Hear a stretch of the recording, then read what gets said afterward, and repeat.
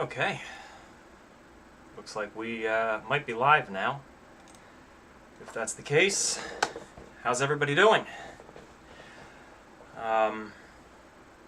Probably not a good idea to do the stream right now. I can't get over just how tired I am, but I figured I would jump on anyway and just sort of chat with everybody, see what's going on, see how everyone's doing, and just share a few exciting updates with you. Alright, I do see that I'm live now. There's a delay. So anyway, how's everybody doing tonight? Love to read the chat here while these are going. And before we really jump too far into it, let me explain why I'm tired. So the last 10 days, I have driven 5,500 miles. So, but there's so... Alright, anyway, okay, before I start sounding boring, this is really just an update stream. I want to start doing these more often. I know other channels do them, and I'm actually really, really bad at social media, and really, really bad at staying on top of that, checking messages, and I much prefer face-to-face communication with people, you know.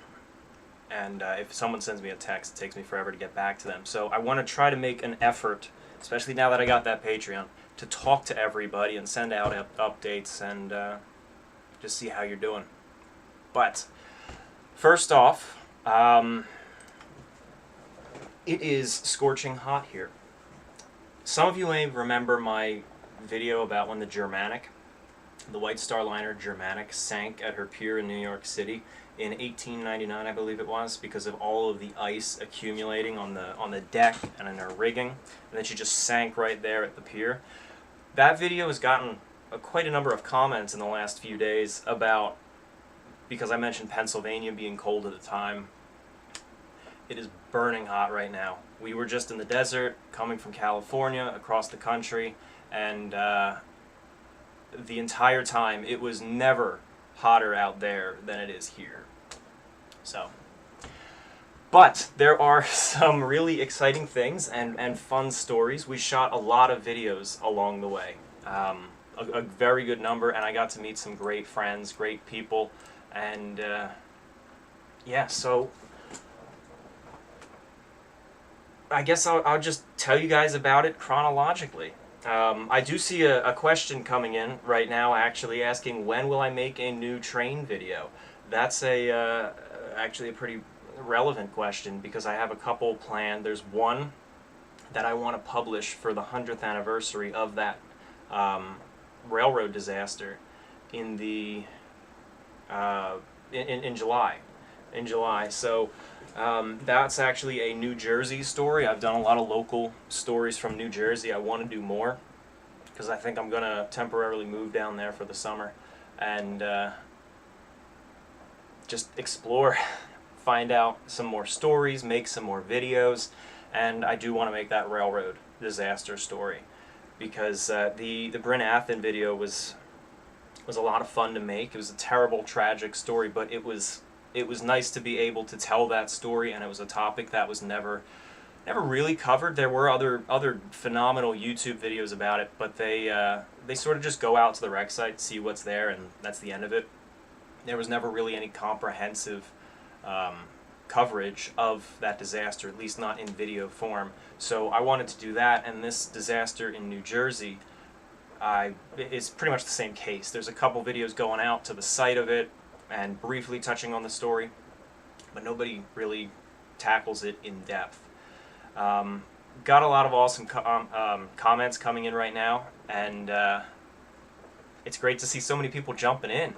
And yeah, it's great to see you guys are doing. Someone is asking if I'm going to do a documentary on the RMS Oceanic, the 1870 Oceanic, in the future. The Atlantic is actually one of my favorites, and the Atlantic is the younger sister of the Oceanic, for those of you who don't know. So I would love to. I do want to do more, at the very least, with the Atlantic and the general Oceanic class, but something specifically focusing on the Oceanic would actually be really cool. I've got a good number of bits of material on her, and she had a unique story as well. Not a tragic one, unlike the Atlantic, but she served the White Star Line very briefly before essentially being chartered out to the Occidental and Oriental Line, I think is what it was called, in the Pacific. So she was sailing between Asia and California for much of her career. So that's always pretty neat, especially since she was built as a White Star Liner. The White Star Line, I don't fully know the relationship yet. I knew it at one point when I made the White Star Line history video, but unfortunately some of this stuff, you just forget it over time, and then you have to re-research it when you want to talk about it again. But they were basically chartering out several of their ships. The Oceanic was one, I believe the Gallic and the Belgic. One of them ran aground in Asia and was looted and burned. That was a pretty memorable part of that video and part of the White Star Line history. But that was one of the ships that was chartered out to Occidental and Oriental. I'd like to do that. I would very much like to do that. On this trip over the last 3.5 weeks, we shot a ton of new ones, and they essentially cover more or less all of the different major topics I've discussed on my channel. Maritime, ghost towns, and even some Catalina Island tales. So what we did was we went out there, we flew, and landed in Los Angeles, and from there we went to the SS Lane Victory, which is a victory ship from the Second World War, also served in Vietnam and Korea, and has a long and illustrious career, now serves as a museum ship in San Pedro, California. You might actually remember I did a stream aboard her about 2.5 weeks ago. The connection was really bad. I'm sorry, I was connected to the Wi-Fi there, and the Wi-Fi of course doesn't permeate throughout the ship all that well. And then the just my regular data signal for some reason isn't that good in San Pedro, so that was a choppy stream. But I tried to make that clear from the start, that just a heads up, it's not going to be all that clear, but people seem to enjoy it, and I enjoyed taking you guys on a little bit of a tour. I did shoot a proper video on it 1 or 2 visits ago, and someday that will be released. But after that, by the way, shout out to my friend Eric, who is instrumental at the Lane Victory and really keeps that ship alive, you know, among other people doing it, but he's definitely one of the people who keeps that alive. He hosted us aboard the ship, and we actually stayed on board for several nights and volunteered. We were greasing up some of the winches up at the front and painting, just housekeeping in some cases. There were a lot of parts of the ship that just needed some serious tidying up. Emma cleaned up the whole, well, I forget the name of the type of pantry, but it has all the, it's not just linens, but it's also all of the cleaning supplies. It could just be a standard pantry. But anyway, let's see, we got some other questions coming in. People seem to be enjoying the Collins Line series, and that's fantastic. Oh, and thank you, Connor. The Doric was the one that ran aground and burned. Yes. Yeah, the Collins Line series, by the way, guys, I had 4 videos planned for that. I had a couple others in my head, but it was just the 4. And then people seem to be really liking it, and I don't have any other video lined up for this Saturday. So what I think I'm going to do is I'm going to put together one of the other ideas I had in the back of my head about the Collins Line, and if I can edit it in time, I'm going to try to publish that for Saturday rather than miss a day of uploading. But it's actually a tour. It's a tour of what you would see if you boarded the Collins Line ships, and basically what her interiors were like, what the decks were laid out as, and I think it's really neat because there's so little information on it. We have not been able to find any plans of her, and very few interior images. I actually have one photograph on the deck in my collection, an actual physical photo of the Baltic, of the Collins Line. There's a couple of good ones in the public domain, and then there's some etchings, but other than that, there's not too much imagery. So this is taking a lot of those stories of first-hand accounts on board, and just interpreting them to explain to you what it would be like to be aboard them. This would be covering all 5 of the Collins ships. It's basically the first 4 all lumped together because they were very similar, and then the Arctic because she was standalone in her own design, although heavily influenced by the first 4. Got a couple super chats here. Road Weary says, your video on the SS Arctic was one of your best works yet. Love your content. Thank you very much for that. I'm proud of that. It was not just me though. A lot of you might know Liam Sharp, a friend of mine. He did he basically did the majority of the animations and then sent them over to me because I got a better computer. No offense, Liam. And then I polished them up and rendered them. So I did add some effects, but the hard work, truthfully, was done by Liam. And some of the models were made by Lucas Gustafsson. So I want to share credit where credit is due. Without them, it would have been a video of me rambling. And with their help, we were able to turn that into something that I think is visually stunning. You know, you can still tell it's not photoreal. It's just animations, but it still conveys what you need. So thank you for that comment. And Jake Gratigliano says, I hope you will novelize your original story for THG. I might do something like that someday. I was writing the story for THG, for those of you who remember, and it's a fun story. I've shared it with some friends, and they seem to enjoy it. So I might do something with it, not under that name, but you know, I wrote it and I hold the rights to it. So I want to share it eventually. That being said, back to some of these updates. From the Lane Victory, Eric, my wife Emma, and a couple of our friends, we went out on a boat after that. A boat actually out into the water. The Lane Victory was stationary the entire time. And we sailed to Catalina Island. And the first night, we landed there in Avalon, and they had this Art Deco ball in the casino. Some of you may remember, I actually did a couple things with Catalina Island, even a Lego histo brick kit about the casino. And here's the casino, by the way. Oh, hang on. No, it's not. Gotta fix that. There we go. Hi there. That's the casino right there, and that was where they had this beautiful Art Deco ball. Squeeze on over here, and it was quite a bit of fun. It was expensive, but it was a lot of fun. And then from there, we actually went after stories of treasure and shipwreck on the island, which I think will catch some people's attention. There's supposedly something like $50 to $100 million in gold lost on that island from galleons.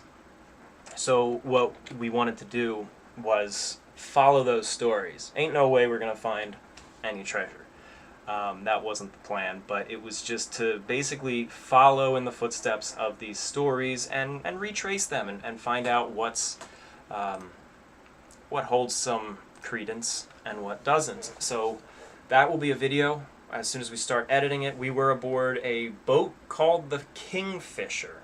That is right here. I really wish I set these pictures up to be on the other side of the frame, but that was it. We were on her for about a week. A lot of fun. It did get rough. There was actually a point when I thought we were going to go over because the wave basically flipped us maybe 45 to 50 degrees. But the owner, he's a good skipper. And we also had Eric at the helm sometimes too, and we were in good hands. But nonetheless, when the boat tips like that in a sudden wave and frying pans and stuff go flying across the deck, it's a little startling. But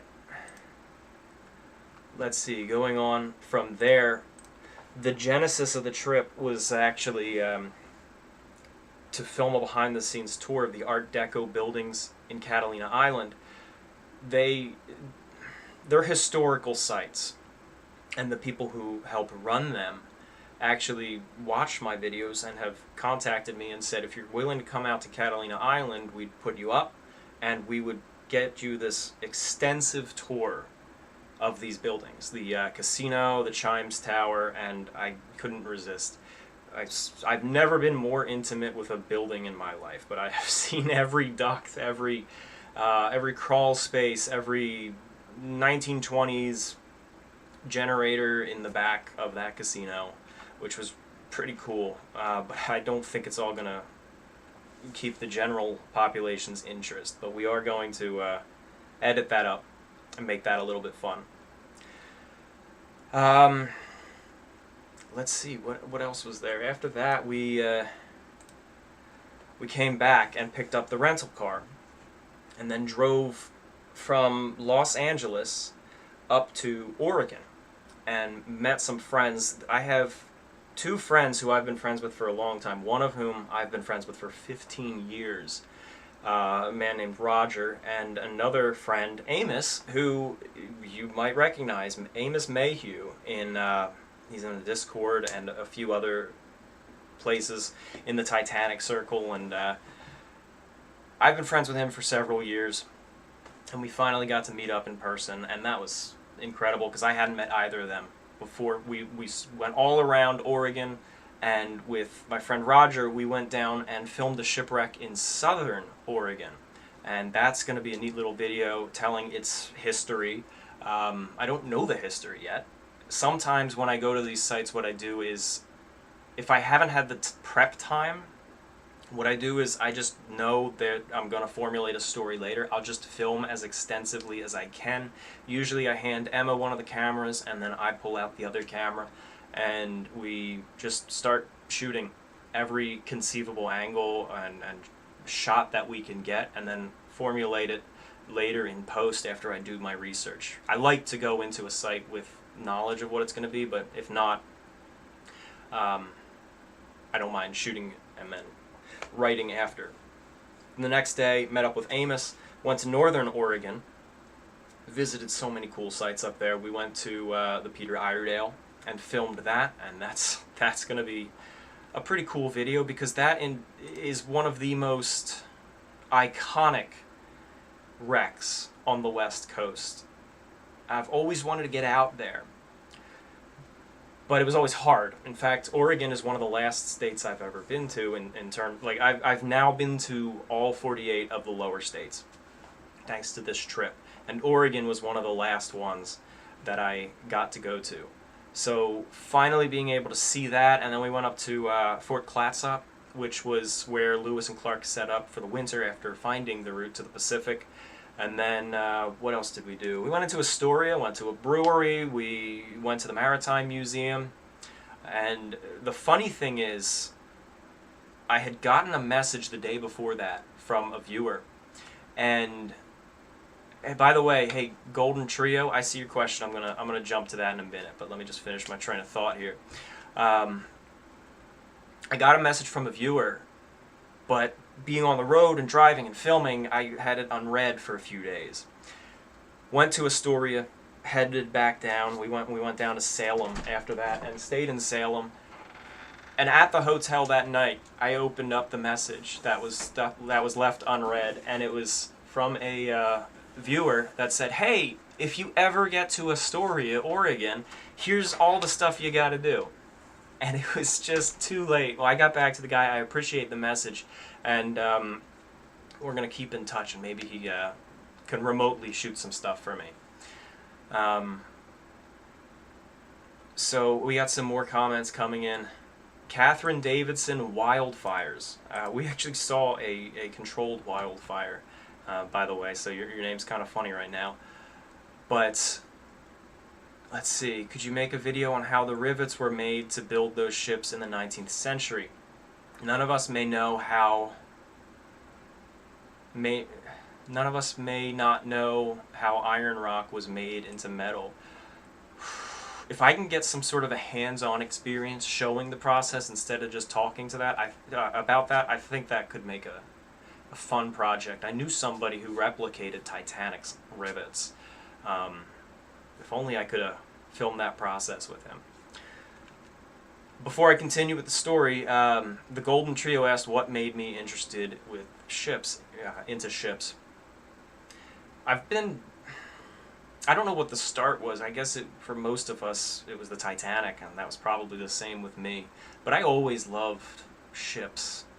And I've been debating this question a lot lately in my head. Why ships and why ghost towns? And on top of that, why do I feel like those two are tied? In my channel, I do both. But it feels like that's not too different of a thing. And I think one of the big appeals is the isolation. On a ship, when you're at sea, you can look in any direction and you won't see anything for miles.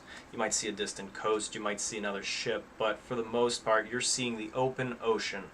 And it's just you. It's just you, your ship, and the rest of your crew, and anyone else who may be on board.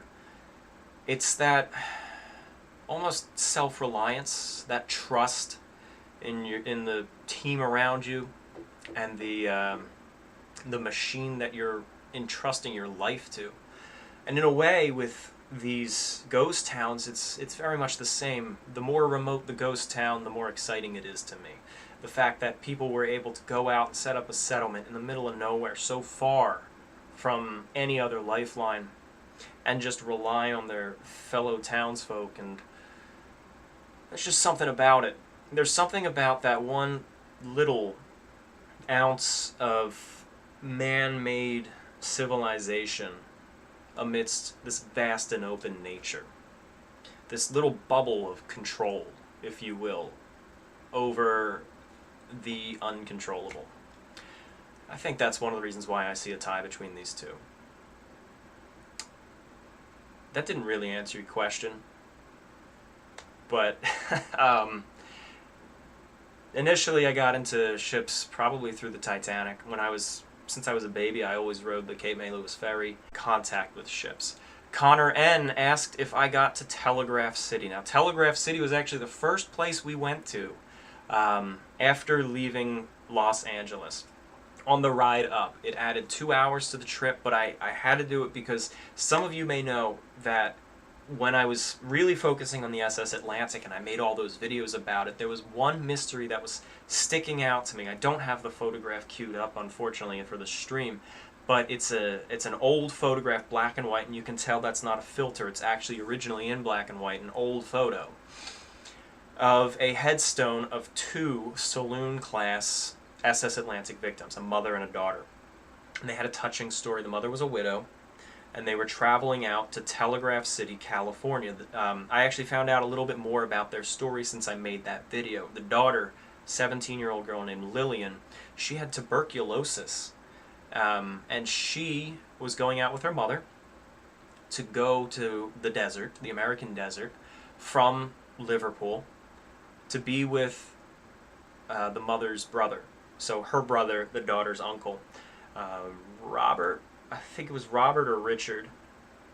Umpelby is his last name. I hope I pronounced that right. But he was a ranch hand, I think, in Telegraph City. So they were traveling out there. The Atlantic wrecked. Both of them died. Their bodies were recovered still in their cabins a few days later. And the mystery about that is the photograph can be found online. And if you go to Find a Grave or any other grave locator website, you'll see it's listed as Camp Hill Cemetery in downtown Halifax. There are actually victims from the Atlantic buried there. Not many, but there are at least two. The purser and Officer Metcalf, who's in an unmarked grave there near the purser. Well, they're listed as being buried there, which is plausible, of course.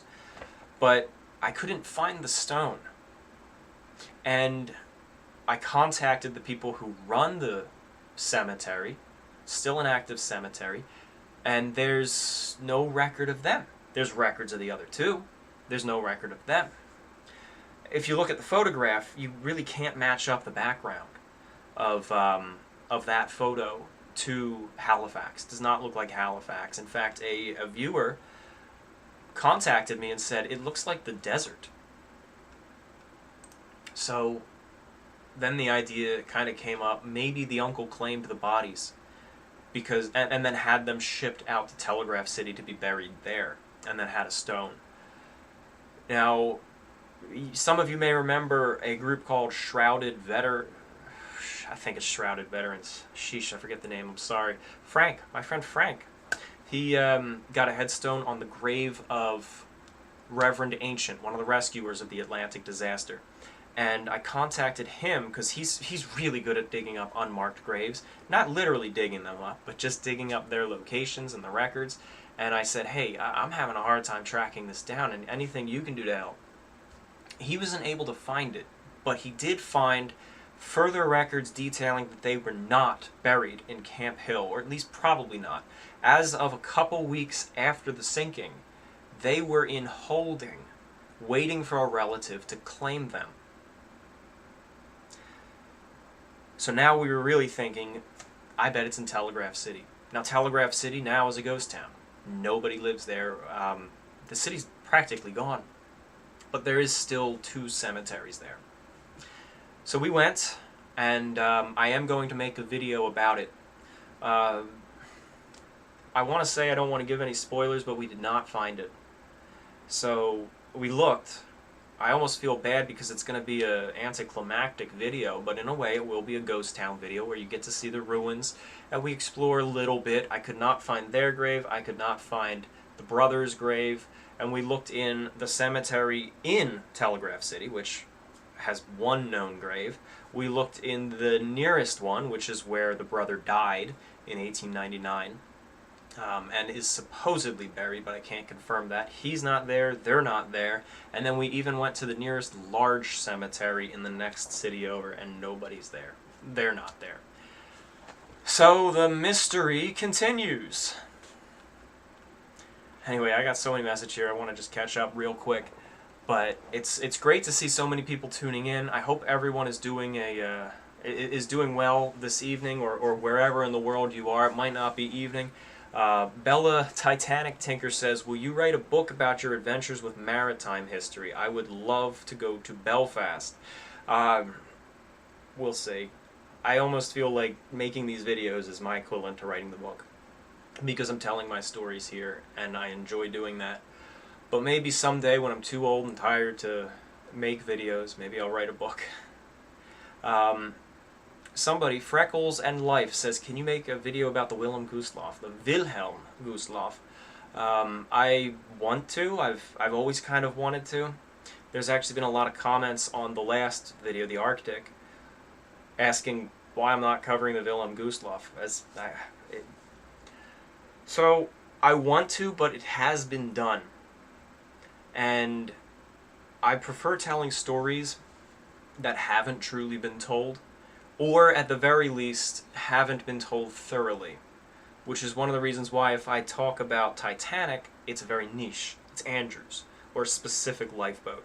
But other than that, I prefer not to do I just prefer not to do stories that have been done. It's a terrible tragedy what happened to the Wilhelm Gustloff. It holds the record for most losses in a single sinking. And on top of that, there were 2 other German ships that were sank loaded with civilians, all within a month of that. And those 2, so the Wilhelm Gustloff lost anywhere between 9,000 and 13,000 people, estimates vary. But these other 2 ships, I think one was carrying like 5,000, and another was carrying like 6 or 7. Don't quote me on those numbers, but those were significant losses of life as well. But maybe someday. I also hear a lot of rumors that if you cover that, you get demonetized. So, not gonna lie, I don't want to do that. We'll see. We'll see where that goes.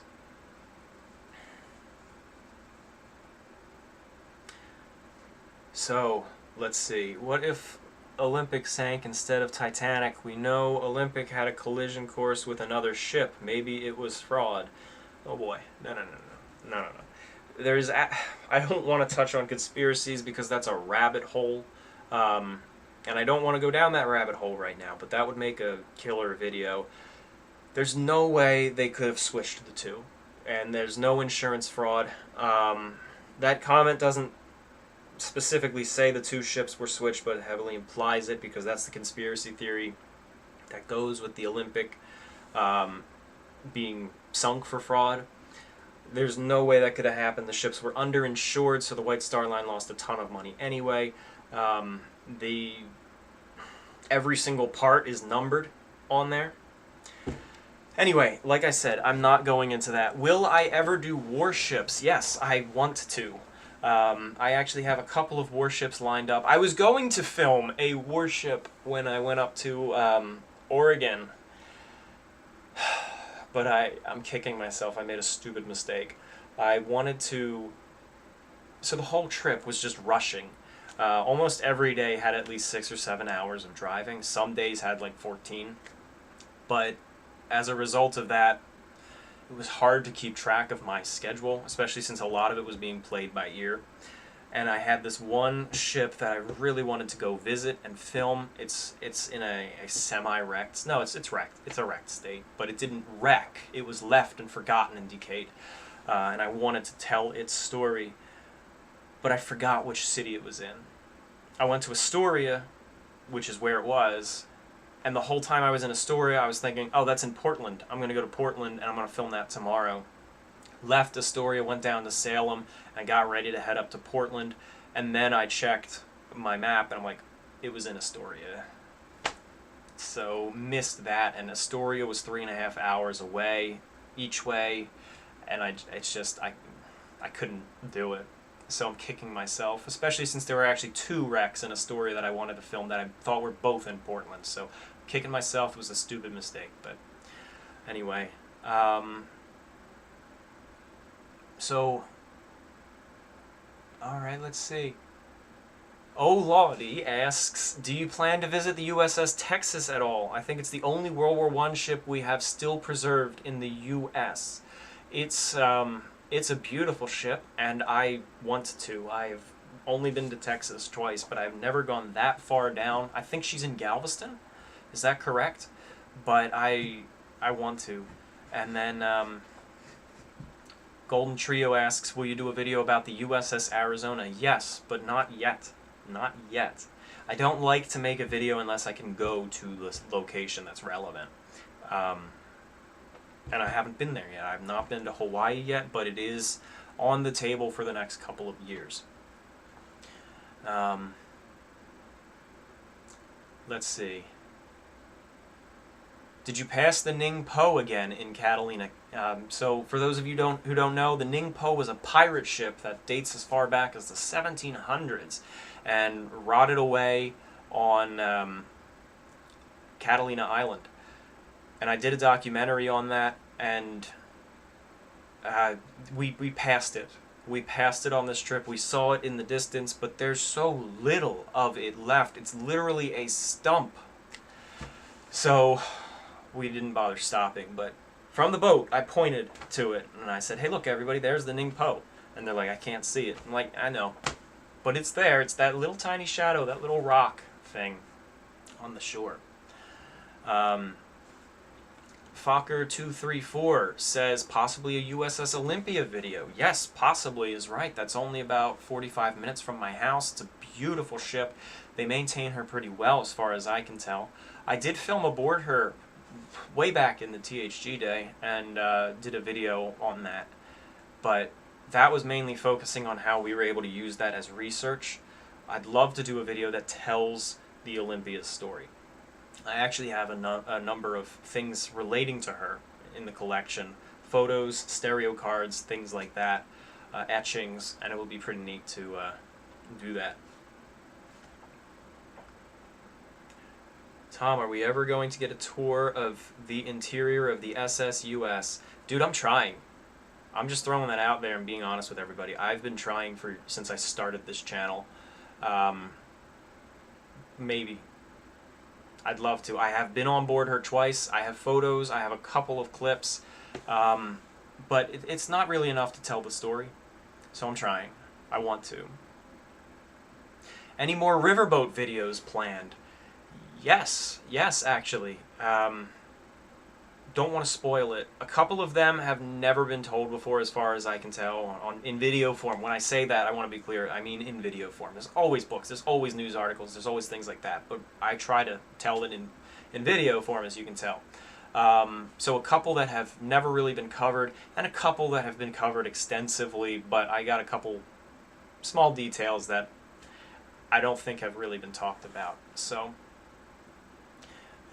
yes, the USS Olympia switched with the Titanic. Yep.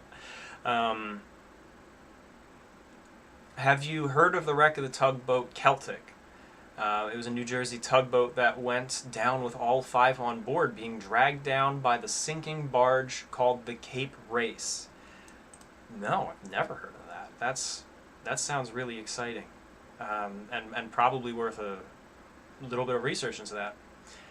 Roger Hops says, "You do excellent work, my friend. Netherlands loves you." Thank you very much. I appreciate that. And my wife is actually mostly Dutch, even though she comes from Halifax. Caleb McFarland asks, "How is the Lusitania side project going so far?" That is going really well. We're at the point where I'm clearing it up with Steam. It's not done yet. We're actually going into the testing phase shortly, but I'm also building the Steam page for that, and I tried setting it up before we left on the trip. Everything looked good, took care of it, left it. I finished that about a week before, and then just when the plane lands, I check my phone and I get an email from Steam saying they need a couple more documents of proof of identification for my company, and those documents are at home. So I had to wait all the way until 3 hours ago to get them that. So anyway, as far as actual progress on the project, it's going well. Nothing too significant. Actually, most of our team, I think almost everybody, went on some sort of a trip in the last 3 weeks. So with me being away, I figured it was a good time for everybody to just take a little bit of a break. But it's coming, and it's in the final stages. And I'm not just saying that. I actually mean it is in the final stages. Are we going to be able to go through the old THG music video that you guys made? I can't find it anywhere. I just want to be able to watch it. I don't know which video you're talking about. I guess probably the environmental showreel I made. Yeah, maybe. If that's the one you mean, let me know. What's your favorite old, still-standing ship to visit?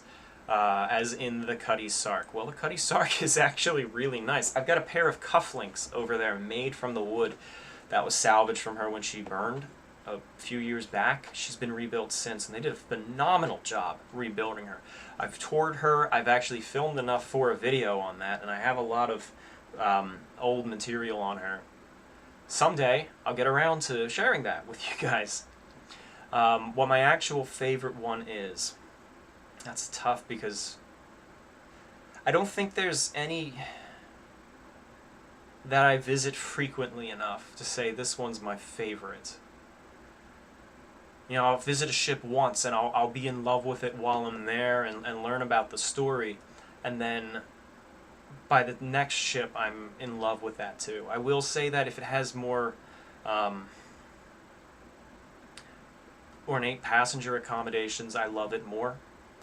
So when I see a ocean liner over a naval vessel or something like that, I tend to like that a little bit more, because I just love the richness and the intricate details that go into it. I would probably say my real, currently standing favorite is the Queen Mary. I hate to go with something so mainstream. Hi, Emma. Hello. I hate to go with something so mainstream, but Queen Mary. And I miss her. Now, actually, when we were there, I got to see her. My friend Eric and Emma and I, we went up to her dock and got to look at her, and we saw her lifeboats getting scrapped. I'm sure a lot of you have heard about the lifeboats being scrapped lately. Sorry, I was just reading one of the messages here. I'm sure a lot of you heard in the news about the Queen Mary having her boats scrapped. I mentioned this briefly in the Lane Victory live stream a few weeks ago. I don't know the full story, So I don't want to weigh in on something that I don't know all of the details about, so please take my view of this with a grain of salt. But I see it as not a good thing, but a good thing in the long run. Essentially like peeling off a very sticky Band-Aid. It's painful to see it happen. And literally, actually, here you go. I took that photo while I was there. It's very painful to see it happen, but from what I understand, most of the lifeboats that were torn up were not original to the ship. Most of them were actually replicas that were built for the hotel itself, and then those were the ones torn up. So I see it as a relatively good thing in the long run. As you can see, the one lifeboat is still up on the davits overhead, and then on the other side too, the matching one on the opposite side is also still there. Those will not be scrapped as far as I'm aware. And so, but from a business standpoint of wanting to reopen the ship as a functional hotel and a museum ship, these lifeboats hang over the heads of visitors, and they weigh something like 10 tons each, and they collect rainwater, and that rainwater just accumulates in them and rusts through them. That's a lawsuit waiting to happen. And with the ship in such a hole that she's in now, well, they're working to dig her out, but with it being in such a deep hole, you don't want any more lawsuits. So I can say with almost certainty that the decision to ditch these lifeboats was made by somebody who's actually looking at the ship and saying, what do we need to do to get her open? I do know that they were trying to make them available to anybody who wanted to preserve them. They probably would have just given them to the people if they were able to pick them up. They weren't being fussy, from what I understand, because we did talk to a few people. They weren't being too fussy or anything like that, but what they did want is because the boats are covered in lead paint, and lead paint is an environmental hazard. This is California, by the way, so things are extra tight there. And they essentially were ready to give boats away to anybody who could prove that they can handle the containment of that lead paint. And I guess nobody was able to step forward with that, unfortunately. So, you know, it's a shame, and it's going to be weird seeing the boat without her lifeboats. But, you know, it's a step towards reopening. That's at least the full story as I understand it. And that's at least their side of the story too, as far as why these weren't saved or given to anybody. It's because they tried, and nobody was able to contain the lead paint. Dr. Mario 60 says, I'm going to Nova Scotia this month to see the SS Atlantic site. Any suggestions on where I should visit to see any local SS Atlantic sites, like graves in the local area or a museum? Excellent question. Well, there is the Interpretation Center. That is close to the wreck site. It's not actually at the wreck site. That's in Terrence Bay, about 1.5 miles as the crow flies from where the ship ran up on the rocks. By the way, when I first went to the Interpretation Center, I didn't know much about the Atlantic story. In fact, all I really knew was White Star Line ship, the first one since Ismay acquired the company, the first one to go down, and great loss of life. I hate to say it, but that's honestly all I really knew. When I went to the museum and when I got to explore, and when I met Emma, it got a little bit more interesting to me, and then I just started diving into it. But when I first went to that museum, there was something there, either someone I talked to or a sign or something that led me to believe that if you go down the path to where the Protestant mass grave is, and you look out onto the water, for some reason I was under the impression that that's where she wrecked. And a lot of people who visit there think that. That's not the case. You can't see where she wrecked from any part of the town. If you're good at kayaking, you can rent a kayak and go out to the site. That's what I always did, unless I was on the boat with Bob. But it's it's worth it if you have 3 or 4 hours and you have the money to drop on that. It's not expensive, but you know, it's a kayak rental. It's going to be about $100. So if you're up for that, do that. Otherwise, check out both mass graves. They're both interesting. There's the Protestant, there's the Catholic. They're both within a 3-minute drive of each other. And then in downtown Halifax, there's also the Maritime Museum of the Atlantic. They have a pretty cool display of Atlantic artifacts. And then if you go to Camp Hill Cemetery, as I touched on earlier with the Davidson's graves, then one of the graves right there, if you, I'm trying to orient myself, it's facing the main road. It's in the first row. It's by the foot of a tree. If your back is to the street, it's to the right of the tree, and it's the first grave to the right. That's very vague, but go in the gate, turn left, and just look for an old stone. It says Ambrose, oh man, Worthington, I think was his name. Purser of the Atlantic. You can see that, and right about within 5 feet of that is the unmarked grave of Officer Metcalf, who bears a lot of the blame for the sinking. A lot of people asking about Nova Scotia here. Let's see. Excuse me. Just while I read. Did you meet your girlfriend exploring Arctic? That's awesome. The Atlantic and Titanic. It was Halifax, just exploring Halifax. We met up in Halifax. They, the news ended up doing a story about it. Some people saw that, and it's kind of funny because I went to Oregon and my friend Amos said, "Oh yeah, we saw that on the news," but they didn't tell it accurately. They tried to make it sound like we were just two Titanic buffs who met in the park and fell in love while I was visiting Halifax. Emma loves history, but she was not into the Titanic at all. She actually had lived in Halifax her whole life and had never been to the graves. So there was no Titanic background. I just happened to be up there for the Titanic. But they said in the story, two Titanic buffs.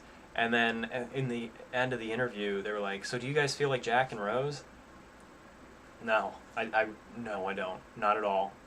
I hope we have a different ending, too. So, I still think they printed that we're like Jack and Rose. Which is kind of like saying Romeo and Juliet. Because, you know, everyone's go-to is Romeo and Juliet for being a romantic couple, but let's not forget, it's like 13 and 17 years old, and a lot of people died, and then they died, and it was like a 3-day long story.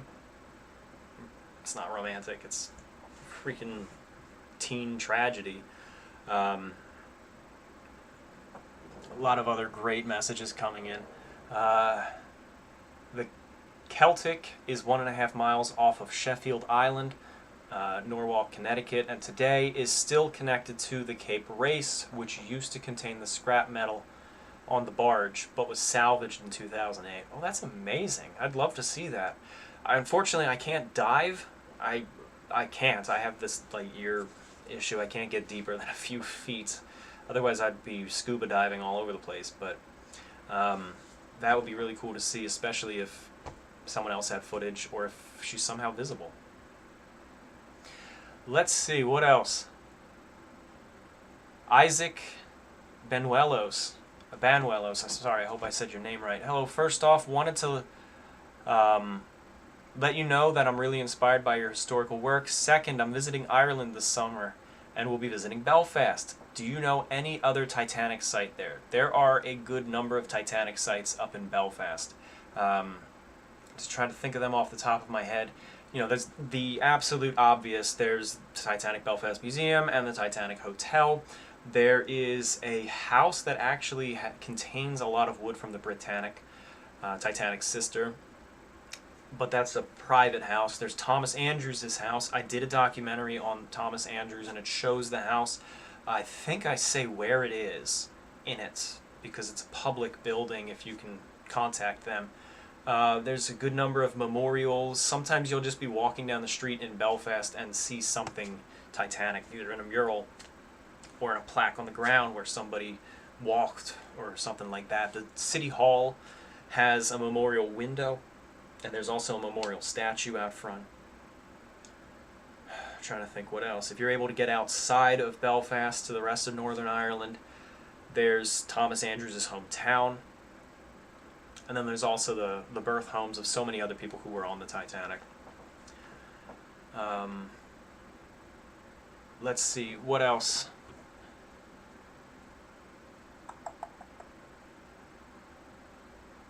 A lot of messages. Oh, and of course the Nomadic. Yeah, the Nomadic. I'm sorry. In my head, I just lumped that in with Titanic Belfast because it's all kind of on the same plot of land. But then also the pump house, the dry dock pump house, and you can walk where the Titanic was built. You can actually, they did an outline on the slipway, Titanic and Olympic, and then the Nomadic, and there's lots of other things on that, on those grounds. So next up in the trip, we visited those friends up in Oregon, and then we hit all of these different ghost towns going across Montana. And I have a couple quick photos to share, which I think are kind of neat. They're just the ones I had on my phone. They're not part of the videos. The cameras for videos take much better phones, but I didn't even hook them up to my computer yet because I got back so recently. This is a small town called Keystone. We explored it. I think it might have been on private property, so we didn't stick around too long. Then we went to a ghost town called Griffin in North Dakota. This is just a small part of it. This is the schoolhouse, and I think it dates back to the 1920s. There was not a lot of information on Griffin online. What I like to do is I like to just do a couple Google searches and see what I can find as a jumping off point, and then see what I can dig either into old books or archives. There was nothing on Griffin aside from maybe 2 paragraphs, so we actually ended up going to the local archive, and in the middle of Bowman, maybe, North Dakota, and I'll get it right when I make the video, don't worry. And they just happen to have a few old files on the town that we dusted off, and they're going to be instrumental in making this video. So again, it feels like we were uncovering some history, because I was doing some reflecting when visiting these towns on this trip, and on shipwrecks too, how with my videos what I want to do is I want it to be self-contained, each video. I want it to feel like when these towns and these wrecks are long gone and there's nothing else to be visited left, I'd love it if these videos preserve the memory as thoroughly as possible. So I try to document every corner. I try to throw in every little fact that I can, that I feel is worth knowing, and just preserve it as much to completeness as I can. And that's what I try to do with my channel, both with ships and with ghost towns. So to be able to convert this from like 2 photographs online of people visiting this ghost town and 2 paragraphs to what I think is going to be a thorough exploration, and then, well, the documents we found of the history are like 6 pages long, so I'm hoping that this is going to be its own preservation of the small town of Griffin, which, if I remember offhand, really didn't have much of a population of over 100. Hey, Dark Horse 7890 says, hello from Montana. Hope you had a great trip. I did. Thank you. I loved it. It was so open. It was just so wide open, but it didn't feel abandoned. Some parts of like Nevada or the Dakotas felt so empty that it just felt like a wasteland at times. Beautiful states, but it still felt like you were just alone. In Montana, you never really felt alone. Granted, we didn't stray too far from the main highways, but Thomas Cullingan, I hope I said your name right, wanted to say that I recently found your channel and have thoroughly enjoyed your documentary on the Collins line that I never knew existed. Keep up the great work. Thank you, Thomas. And again, just as I was saying, how I always wanted, I I always wanted to bring stories to light and tell them to completeness, and that's how I felt with the Collins line. That's why it was a several-part series, and why I might still do a couple more. So, yeah, that's that. Thank you, and thank you very much for that chat, that super chat. Someone asks, do you think you'll ever do any videos on the California mothball fleet of Suisun Bay? I don't know if I said that one right. I would like to, but there's so many. There's so many that I would love to do. We'll see, maybe someday. After Griffin, well actually before Griffin, we also stopped at Granite, which is a state park, but very photogenic and an interesting history. It's at the top of a mountain in Montana. Middle of nowhere, except there's one town that's almost, it was so bizarre, because we left the main road, the main highway, for about 35 miles down this back road. We were just passing small ranches and towns with like a population of 4. It felt like we were literally going into the back roads of nowhere. And then we got close to the foot of the mountain that Granite is on, and then we suddenly just hit a town that was bustling, and it looked like it was out of the 50s or 60s. It was so old-fashioned. The buildings were older than that, but the style of like the signage, it just felt so 1960s, and it was lively, it was crowded. On Main Street, there were probably a good 50 or 60 buildings of the old storefront style, and none of them were vacant. Even in bustling towns, you see at least a couple vacant buildings, but here none of them were vacant. It was all small shops. There was a handmade ice cream shop we went in, and there was an original an ice cream maker machine, an old one from like the 1890s, still in use. We went into like one of those soda bars with the counter service that you see in like the back of Five and Dimes a lot, and it was just bizarre. It almost felt like we stepped into the Twilight Zone, but it was such an idyllic little village. It was called Phillipburg, for any of you of those who are curious. It would be great if people would Google that and make sure it's real and I wasn't just hallucinating something. But there you go. Then we got up to Granite.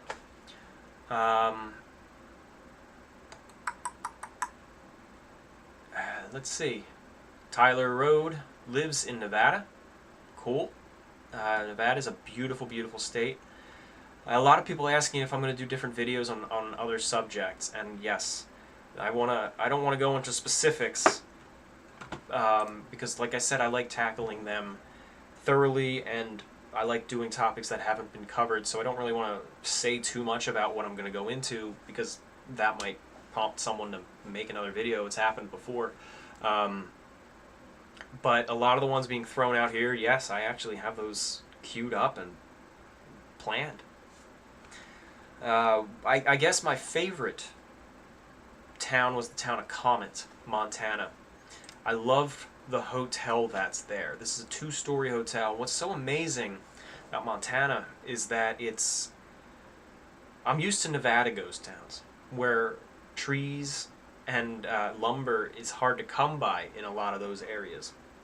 So when people abandon a town, they take every plank of wood with them. So you're left mostly with stone foundations and stone buildings, because stones you can find anywhere in Nevada. But the lumber, you had to import that, or at least bring it from a nearby, a distant forest.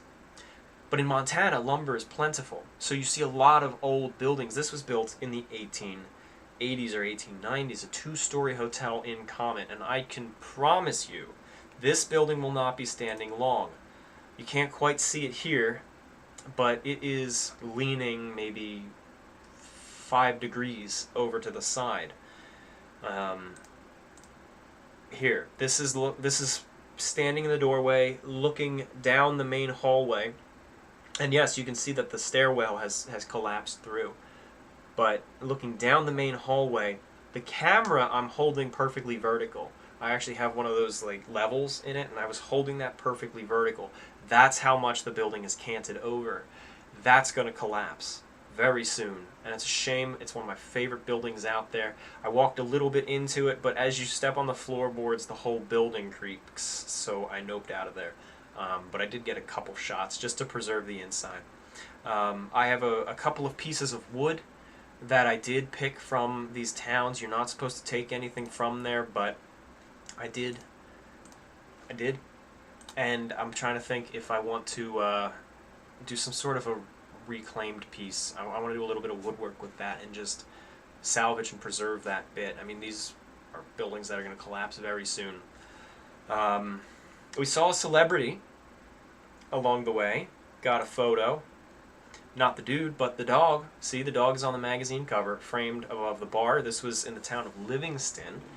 I actually, jokingly, because my waiter actually saw me take this photograph, I jokingly asked, is that dog the one on the cover? Because it looks just like him. And the waiter says, yeah, actually it is, because he's on the magazine cover for Coming In. That's his spot. That's the dog's spot. I don't know who his owner is, but he also looks like a celebrity, but I'm sure he's not. Just a funny little thing. I was in the town of Livingston, Montana. On Catalina, we got to see some of the bison. There's a goofy picture of me with a bison in the background. Bison can be quite aggressive. You don't want to approach them or anything, but this one will approach you. He's an outcast from the herd. He's quite friendly, but if you do ever go to Catalina and see him, you'll see him in like the Two Harbors area at the isthmus. Don't approach him, because they can be temperamental, but I have heard that people did pet the guy at one point. Josh Cusiak, I hope I'm pronouncing your name right. Thoughts on the RMS Queen Elizabeth's retirement in Florida.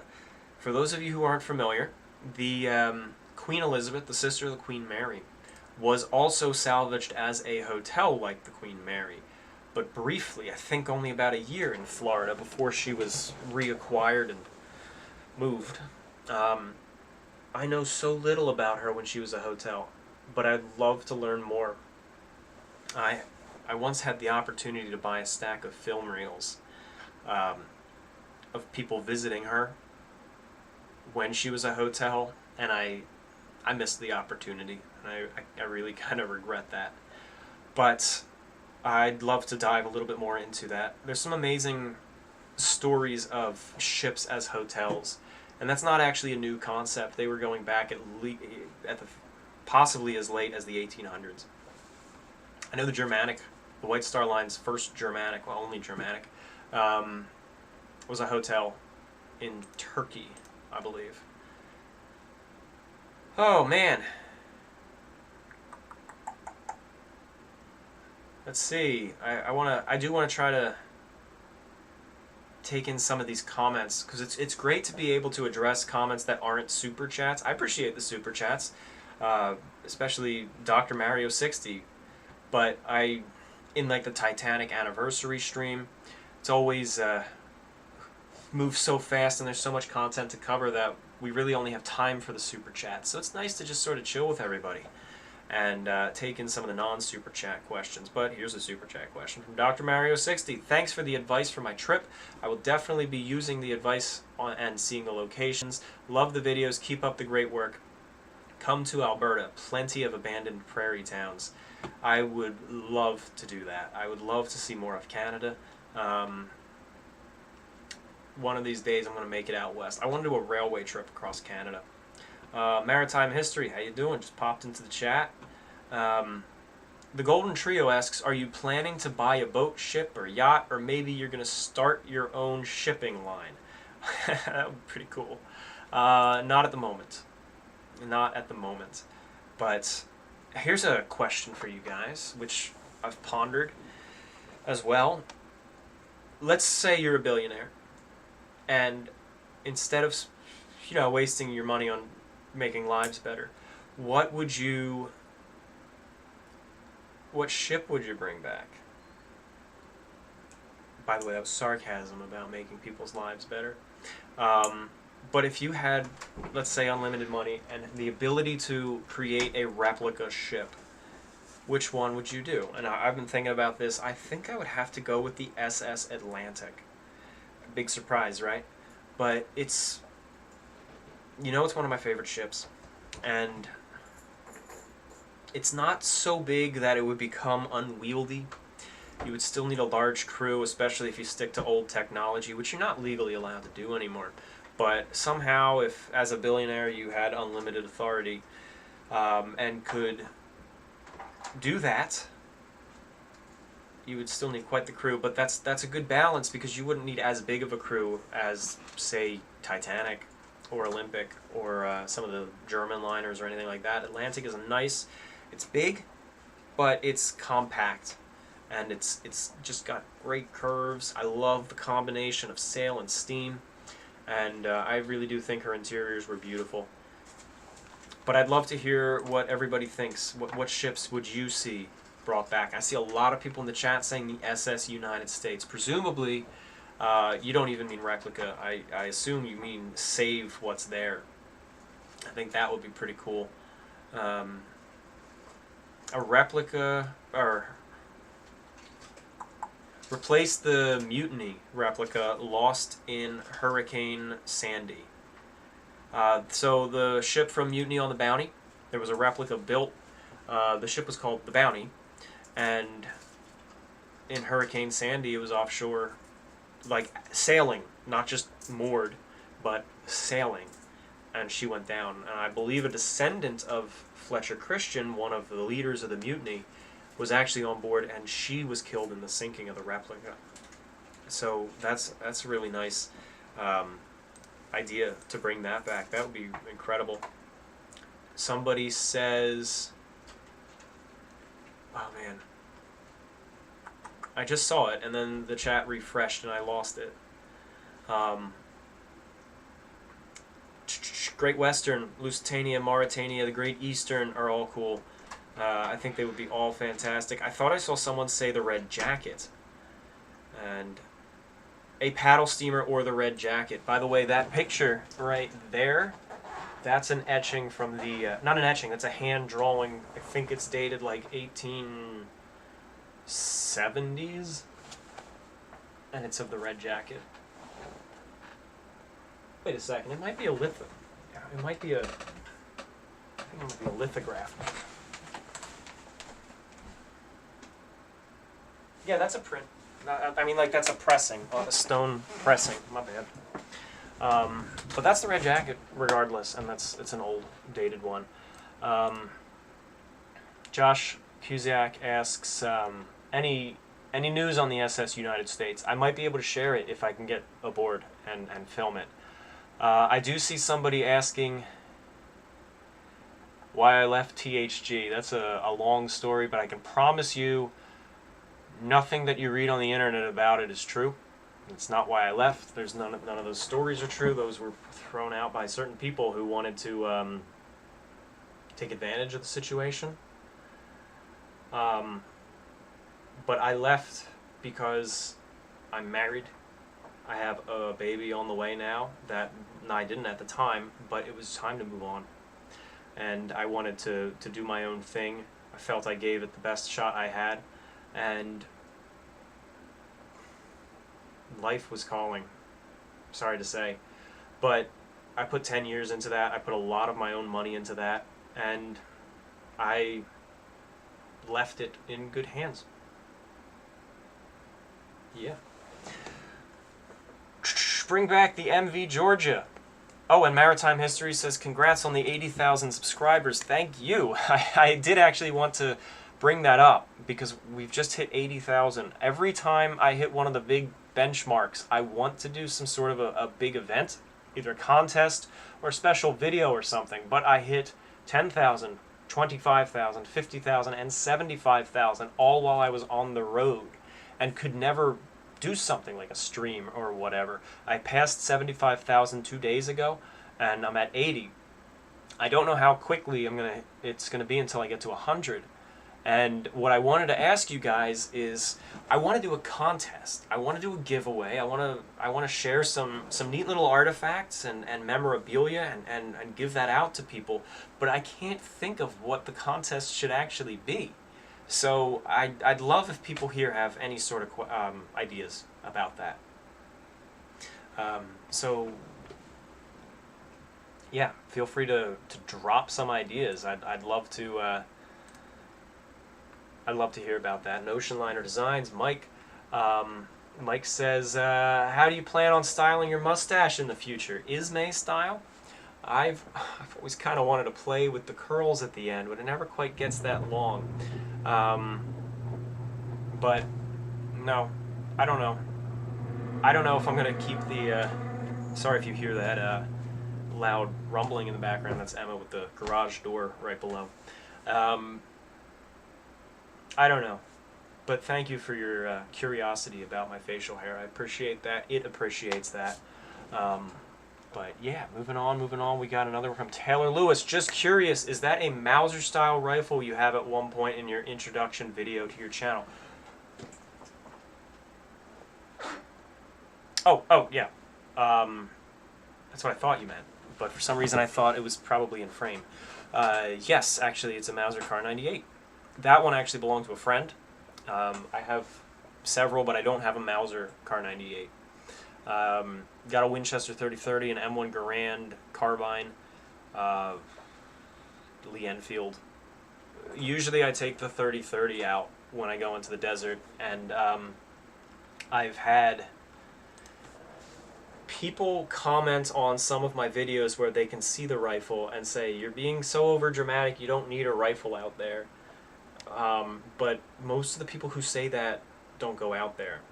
I've shown videos to people who go out there a lot, camp out there, are from around there, and I've actually had comments from locals who look at my videos and where I don't show the rifle, and they're like, why are you not carrying a firearm in Nevada? You're going to need that out in the wilderness. And it's not just from, you know, it's not being over dramatic. It's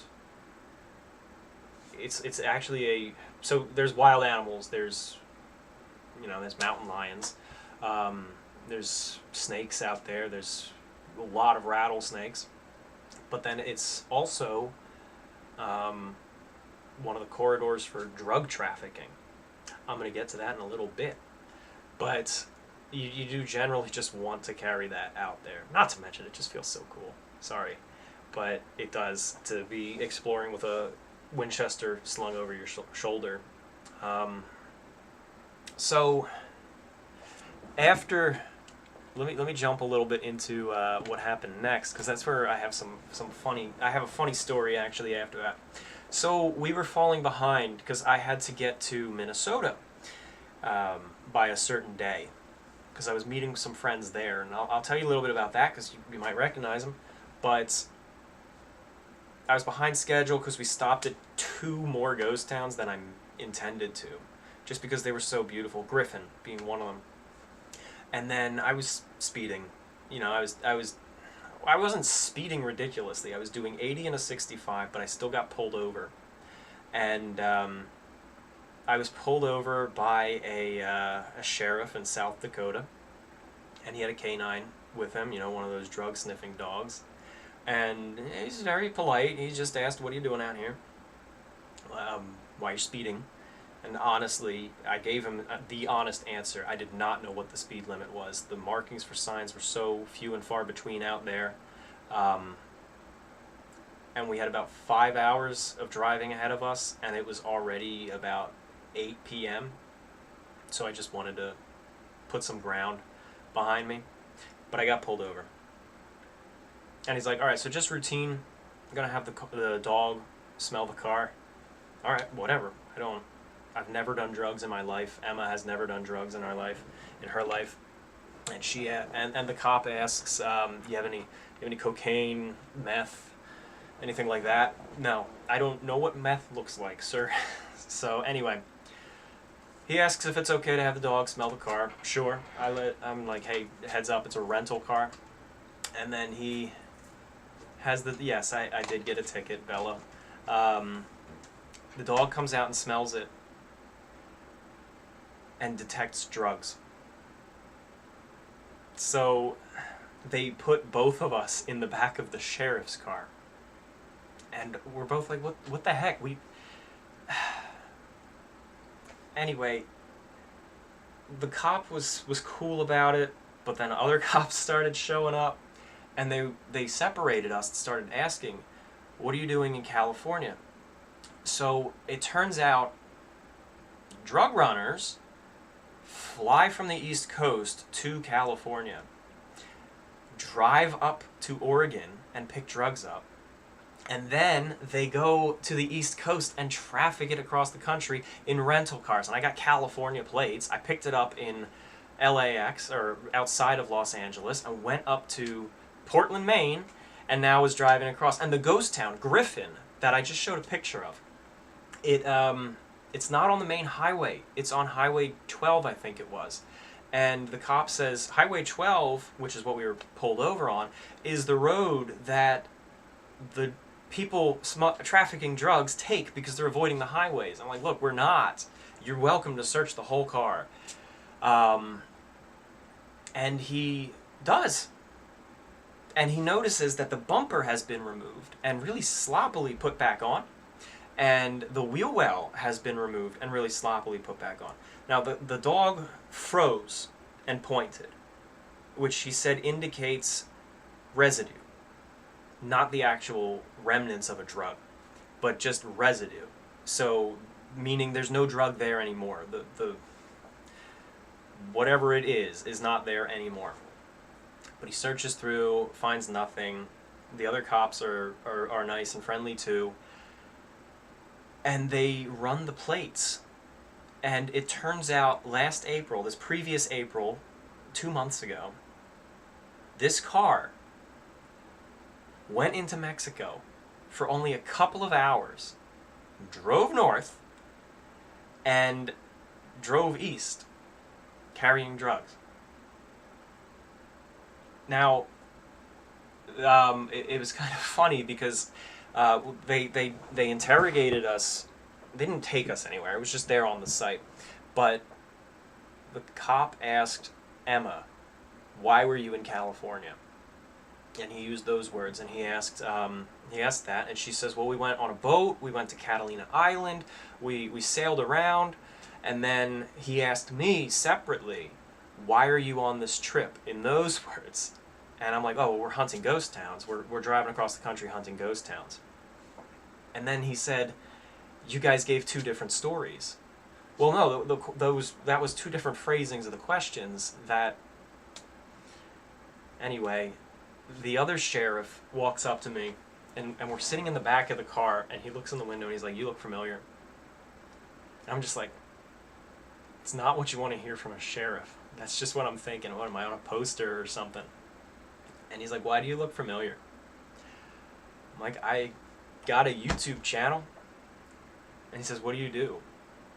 I said, "I do maritime and I do ghost towns."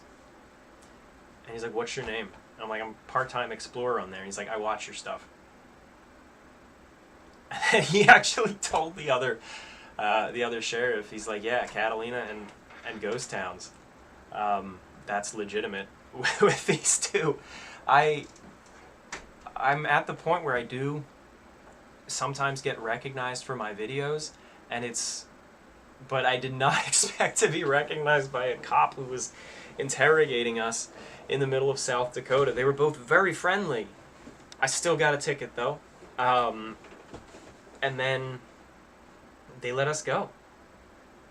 I told Hertz. Hertz was the rental car company that I rented this car from. We returned it this morning, and I'm like, "Hey guys, just a heads up, I almost got arrested because of drugs in your car." And they took that very seriously. And actually, a few hours before this stream, a few hours after returning the car, I got called by one of the managers there, and they were filing a police report. So I gave them the story. It is very clear that obviously we were not trafficking drugs or anything like that. There's no concern, there's no follow-ups that we have to do. I gotta pay my ticket, but there's no anything else. You know, we're clear. So that was good. I actually sometimes deal with anxiety, and just getting pulled over, my heart was pounding. I was nervous. And then he told me, "Your heart was pounding when you got pulled over, which is a sign of guilt." And I'm just thinking, well, yeah, I kind of was speeding, so I was feeling guilty. But it's funny because whenever I'm at an airport and one of those drug sniffing dogs go by, I always get this slight nervousness of like, what if he finds drugs? Even though I don't have drugs. Now I'm really going to get that. Now I'm really going to get that whenever I see a drug sniffing dog. So anyway, shout out to the two sheriffs. They were very friendly. They were professional. I mean, it was very tiring sitting in the back of the sheriff's car, especially for Emma, who is 6.5 months pregnant. But still, a shout out to them. I appreciate your professionalism. I appreciate you believing us and letting us go. Not a shout out to the dog who slandered my good name and said I was a trafficker. But so that was fun. We ended up not making it to the hotel that night. It was just too far after that delay, and there was this massive storm rolling in South Dakota. Anyone who's in the Midwest, and if you just experienced a thunderstorm in the last half a week ago, that was that one. So we ended up getting a hotel closer. But yeah, so I'm going to just share a little personal story from when I was younger. I always wanted to go out exploring the West my whole life. I always actually envisioned getting an RV.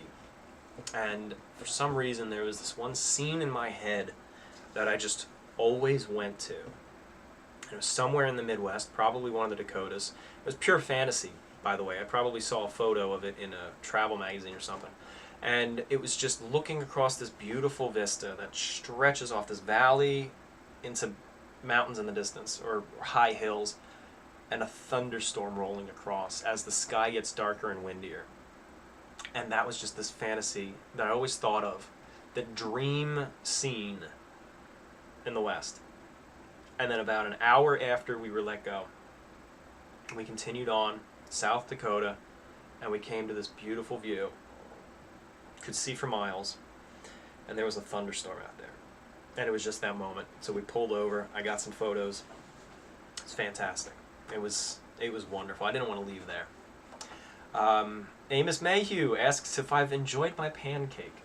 Amos, I met up in Oregon, as I mentioned, and we had pancakes at the Black Bear Diner, which was amazing. Yes, I did enjoy my pancake. Thank you. Thomas Culligan says, bring back Aquitania. It served in both world wars as a troop ship. The Aquitania, in my opinion, truly does not get its due in history. I couldn't agree with you more, Thomas. She's a beautiful ship. She was the third in the Cunard trilogy. She was really the ultimate of that trio.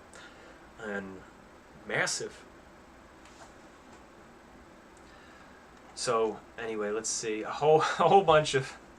I'm not a drug mule, guys. Don't call the sheriff's office and complain. They were nice enough. So that night we made it to South Dakota. The far end. Aberdeen was the city we stayed in. And then from there we had to get to Minnesota. I met a friend. And we had dinner together. It was a surprise. We met him, and then after that, for those of you who don't know, but Thomas from Histobrick, the Lego ship company, he's out there, and when we stayed at his farm, I don't know how much he says about his personal life. I won't go into it because I don't want to share any private details, but we met his family, met his girlfriend, and we went to their farm and met all of their animals. They have so many animals on that farm, and it was so much fun. Just having 2 geese walk around with you the entire time. You pet them, chickens, alpacas. It's a great time. Very grateful for their hospitality. The whole family is wonderful, and got to see his new office that he bought. A lot of questions coming in. Harry Potter keeps asking if there are any updates on the Lusitania. I talked about that a little earlier on the stream. Yeah, there are some. I was just setting up the Steam page recently and sent them the final identification documents to validate that. And we're in the testing phase. Let's see. Hi, I was wondering if Titanic 2 that's apparently being made by the Blue Star Line. I was involved with that project when it was going, helping a little bit with the designing, and I have no updates. I can't give any anyway if there were. Andy Happy Guy asks, how is the Schwalbe doing? And it doesn't appear on Google Maps, but it may have been just edited out, but it may also have been destroyed. I know you've actually asked that a couple of times in comments, and I am dying to know as well. I can't prove it. I have not been able to get up there, but I think she's gone. Earlier in 2022, maybe even 2021, a contract was awarded to a company to remove her entirely from the beach and destroy her. I don't know if that ever went through, but the fact that that contract was awarded and she's no longer there on satellite images leads me to believe that she's just simply gone rather than edited out. Andy Happy Guy also asks, is it Celtic or Celtic? This is a comment that gets dropped a lot on my videos where I talk about the Celtic. Now, it's Celtic. And there's a little bit of a history that I want to give because it's tiring to retype it every time I need to reply to somebody. So the proper word now is Celtic. That's how you say it. It's pronounced Celtic when you're talking about the Celts, the tribe of the Celts. And however, the language evolved over time. In the 1800s, everybody called it the Celts, or the Celtic. And this was in both the United Kingdom, in Ireland, and in America. They would call it Celtic. Now, in the United Kingdom, sometime around the 1890s, late 1800s, around 1900, the pronunciation started to shift to be Celtic with a harder C. And that shift started in the early, around 1900, but it didn't happen in the United States until around 1930 or 1940. Then they started going from Celtic to Celtic as well, following that pronunciation shift. The basketball team, as I understand, is older than that pronunciation shift, and they've maintained their original pronunciation. That's why we call them the Celtics. The ship, now my only source is relating to the Celtic II, the second Celtic by the White Star Line. And one of the stewards wrote in his diary that they pronounce it Celtic with the soft C, because most of their saloon class passengers, the first class passengers, are American, and the Americans were still pronouncing it with the soft S, even though United Kingdom was the soft C. Even though United Kingdom was the hard C by then, they were doing with their more affluent clientele. They went with what they were calling it. So, presumably, the first Celtic, which was long before the pronunciation shift, would also have been called with a soft C as well. And that's... But I do still get a lot of comments, even though I know I've explained that in a few videos. I still get a lot of comments from people calling me an idiot for using the soft C. And they're like, you only are supposed to say that if it's the basketball team. I'm going with the period pronunciation. Corey Andrews gave $1. Thank you, Corey. Taylor Lewis, I should have asked this during the 110th video, but I've always wondered how many fewer people would have been on Titanic if the coal strike didn't happen. Excellent question. I've never looked into that. It was a significant number, though. It would have been definitely a couple hundreds fewer on the Titanic, but I don't know. I would love to look into that, really. Corey Andrews, a word of advice. If you ever come down to Florida, avoid I-4. Thank you, Corey. I've been to Florida a few times. I love the state. I don't recall being on I-4. I usually take 95 down. Let's see what else. Any chance you're going to be looking at Lake Superior shipwrecks? I am looking at doing some of the Great Lakes wrecks. But we'll see which specific ones. I have some queued up and filmed, so don't worry. I'm trying to hit different regions across the country and make multiple ones. I really don't want to focus on one specific area too long. So you've seen Nevada ghost towns, you've seen New Jersey and New England wrecks. Soon you're going to see West Coast wrecks and Montana ghost towns, and then Great Lake wrecks. And I love jumping around, and I'll revisit certain areas eventually. But anyway, yeah. So that's let's see, what else was the what else? So okay, I want to. The main reason I wanted to do this was not just to share stories, but I wanted to also share some cool stuff that I've gotten recently. I got a box sitting here, people, a big box of stuff that I haven't opened yet, but I want to open it live. I know what it is, but I haven't seen it yet. But before we get to the magic box, I want to show a few fun things that I picked up along the trip. A little show and tell, if you will. I'm back. Don't worry. Well, by the way, also, anyone in the East Coast, Pennsylvania area, and going to World War II weekend in Reading, Pennsylvania this weekend, I'll be there as well. I'll be wearing my RAF uniform. There won't be too many RAF people there. It's blue. And Emma will be wearing Queen Mary hat. And that's original from the time period. I haven't figured out if that's a souvenir that a passenger would buy, or if it's crew. I'm pretty sure it's a souvenir. But yeah, anyway.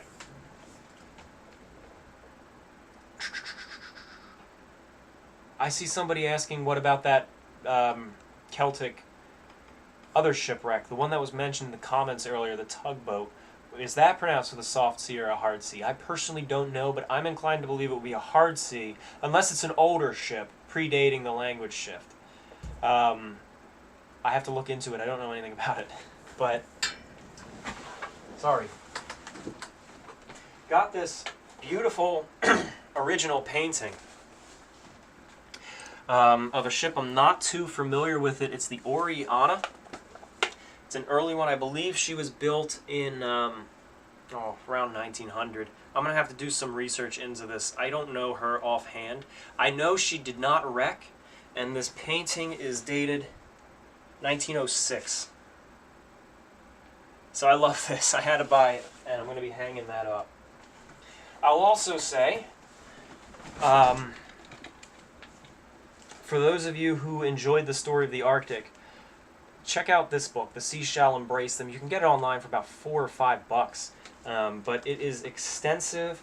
It was one of the main sources, aside from first-hand accounts. This is one of the main sources for my Arctic video, and it goes into a lot of the details. This was actually a very well-researched book. It was reviewed and is commended by Walter Lord, who wrote A Night to Remember, and also Charles Pellegrino, who has co-authored books with James Cameron. So they praised the book as well. And this was the one of the sources. There are first-hand accounts, but one of the sources that I first found some of the more graphic stuff of the Arctic, such as the assaults. This is from here. I'm going to be getting to the box in a second. I picked this book up.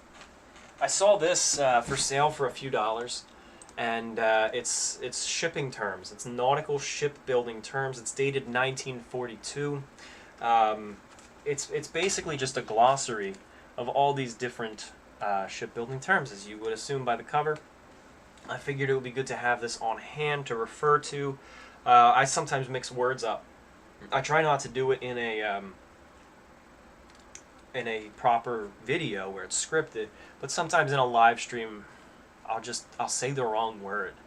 Even though I know what I mean to say, it'll just, if I can't think of the word, it just produces the wrong one in my head sometimes, and I'm trying to improve on that. But here I got something to study up a little bit on.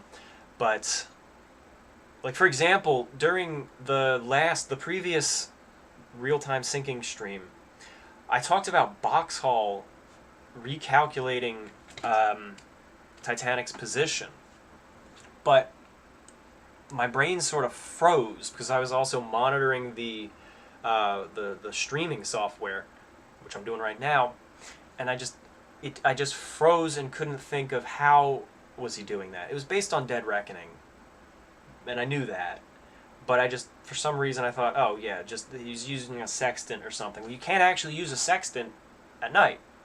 You use it based on the sun. And I knew that. I've used it. I know how to use it. But I still said that. So I actually got some emails from people correcting me, which is good, rightfully so. I do want people to know that I made a mistake there, my bad. But I did also get a couple comments being like, you're such a moron. Well, sorry, dude. I misspoke. Andy Happy Guy says, do you know where Edward Collins' grave is? Yes, I know precisely where it is. It's unmarked, though.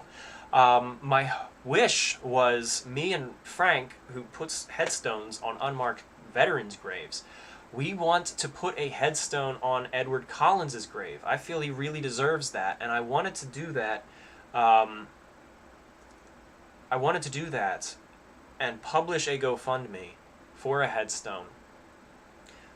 In conjunction with the documentary series, because I figured the interest would peak around then, and I was right. The Arctic is up to about almost 500,000 views, and I thought we would be able to do it. But the cemetery, I'm trying to get the cemetery to give us the green light. It's been about 6 months now. We're ready to go. We have it designed. We'll see. We'll see. It's in New York City, just outside, a part of New York City, not Manhattan. Anyway, unmarked though. Okay, so carrying on, because I do want to get to this box, because I'm getting more tired. Got some stereo views, also called stereo cards. Just some beautiful western scenes, some scenes in Ireland, but also San Francisco ferry. And here, speaking of San Francisco, this is actually a beautiful hotel on the rocks, on the cliff of San Francisco. I believe it burned down, but it's always intrigued me a little bit. The harbor of Cork, Ireland. You can actually see these in a viewer. This one, unfortunately, is a little flat. It doesn't have good depth to it. But the ferry, you feel like you're there, just, you know, with the vision of a dog, black and white. Italki teacher, the Ashen Knight, says, are you familiar with the mystery of the SS Neronic? Ever think you might do a video about that ship? I have a few Harper's Weeklies that talk about the Neronic, and that's a video I'd like to do too. It's very similar to the Pacific. Straight up disappeared, maybe a message in a bottle or two. But yeah, that's a tale I hope to tell as well. Are you going to show us the Steam page for Lusitania? No, because it hasn't been approved by Steam yet. They needed more documents from me, and they asked for that just as I left, so then it had to wait until I came home today. So I've sent that, and it should probably take 5 days for them to approve it before, unless they need more, but then once they approve it, I can start populating it with, you know, imagery and descriptions, but we are still in the testing phase, so let's see. Half Human says, hey Tom, would it be okay if I got in touch with you to talk about the tug? Long Island Sound is home to an entire graveyard full of wrecks. Absolutely, my email is on my channel. You can find it in the About section. Just send me an email. I'd love to talk to you. I've actually also been getting a message today from somebody about another Long Island wreck. And was that you? Let me know in the email, or are multiple people having interest in Long Island wrecks. Ocelot Valdez, Ocelot, please tell me how to pronounce your name. I want to get names right. But he says, San Francisco native, The hotel is called the Cliff House, and yes, it burned down. Good catch on that photo. Thank you for sharing that. It's always intrigued me with such an imposing hotel standing up on that cliff. Maybe one of these days it'll get a video. There's lots of great photos of that. Nautical Study gave $4.99. Good to see you here. Thanks for joining, and thanks, of course, for that. Picked up a postcard of the Olympic. These are always nice. These aren't too hard to find, the one of this image. And I actually have a couple of these. I saw this still, and I couldn't refuse getting another one. It was a good price, too. Nautical Study says, hey, how do you get your steak done? And thanks for helping on my Titanic lifeboat video a while back. You're welcome, Nautical Study. I do medium to medium well, and if you're going to judge that, please keep it to yourself. Emma gets it well done. There you go. Throw her under the bus.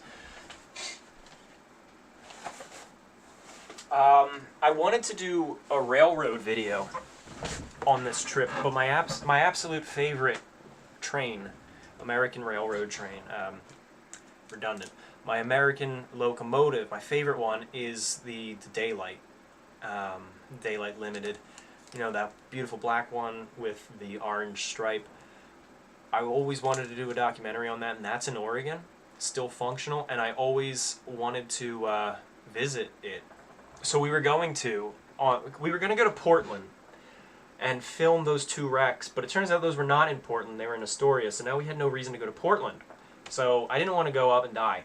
So what we decided to do was, can we find another museum nearby? So we were going to go to that train, the Daylight, but it turns out they were closed that day. So we decided to go to the Evergreen Aviation Museum, and the Spruce Goose is there. And the Spruce Goose, for those of you who aren't familiar, is one of the largest airplanes ever built, and it was built of wood, because it was a prototype for a World War II transport airplane designed and built by Howard Hughes. And the idea was U-boats are tearing apart transport ships left and right. So what if you could fly over the ocean? Now, there were already transport planes, but something big, something that could move tanks and trucks and an army of soldiers. So this airplane could fit 750 soldiers as well as some equipment. And it could carry tanks, and it was just this behemoth. And it was made of wood because it was a prototype. They couldn't get the aluminum needed to build it. But if they got that approved, then they would be given the aluminum. So I always wanted to see that, so we went there. And you walk in, and the hangar has maybe 50 to 60 other smaller aircraft, including a replica of the Spirit of St. Louis, and a replica of the Wright brothers aircraft, and the Kitty Hawk Flyer. They built a few. And then there's a Catalina, there's an ME-262. It's a great collection. Not to mention the space collection across the parking lot, but all these planes are there on the ground, and then the Spruce Goose looms over them. They're all sitting under the wings of the Spruce Goose. Spruce Goose, by the way, was actually called the Hercules. The Spruce Goose was a name that was made to mock it. It wasn't even made of spruce, mostly. But we, Emma and I got to sit at the controls of it, and there we are. That's they had Howard Hughes's hat, or at least the same type that he had, and they let me put it on for this photo. So we got to see that. That was awesome. But then, allow me to nerd out for a second. 2 weeks prior, we had been to Catalina Island for the Art Deco ball. In my car, I had a 1940s suit. So I asked, if I went out and put that suit on, would you let me come back in and take photos at it? And they said yeah, and they actually thought that was really cool. I'm going to be in their newsletter. There I am, goofy picture of me, but it was just really neat to put that on and just have some fun. So I do enjoy dressing vintage. 4449, yes, that's right. That was the locomotive. Good to see so many people here. Stalin, probably not the real Stalin, gives $20 Canadian. I hypothesize that the SS Nautical is somewhere between Iceland and the UK at a depth same as or deeper than the Titanic, and the bottles with messages that ended up in Canada and the US couldn't have traveled with that current. Okay. When I dive into that, I'm going to look a little bit more into that, but that's a good hypothesis. I don't know if I can dispute or agree with that at the moment. Yeah, so that was it. By the way, my on my Patreon, oh, by the way, thank you, Stalin, whoever you are, for that super chat. Thank you very much. On my Patreon, the top tier, the high tier, get a artifact from one of the locations I visit, be it at a shipwreck or ghost town or somewhere in between. They get an artifact every 3 months, just a little token of thank you. But I have pieces of the Spruce Goose that I legally obtained. I did not vandalize the plane, the flying boat. But that will be one, because I'm going to make a video about the Spruce Goose. Eventually I shot one there. And around that time, that will be the artifact that I send out to Patreon backers at that tier. So thank you very much to any of you tuning in who are at that tier. Yeah, Amos, I definitely want to come back and see that train. I'd love to ride it if they do excursions. Let's get to the box, guys. Is there anything else in this small box? No. Okay. So, I have been dying to get this box. It was shipped from Ireland. It's a gift from a friend. It was shipped from Ireland about a week before I left on my trip. Got there very quickly. It took like 3 days to get there. So I guess it wasn't a week, but it got there just after I left. Orange Sunshine sent a sticker. Good job. Thank you, Orange Sunshine. The box arrived damaged, which stopped my heart very briefly. And when you find out what the contents are, you're going to agree. But when I haven't opened it yet, except to just make sure it's all there. It's still entirely bubble wrapped. I did not open the pieces, but I wanted to do it live because it's pretty exciting. All right. You guys don't need to see my face for this, so I hope you don't mind me standing up like this. Okay, so 2. I don't even... Look, it was a gift that was sent to me. I did cover shipping, but it was a gift. And I don't know what... I know what it is. I don't know what it's going to look like, because I vaguely know. Okay, I'm hurrying up.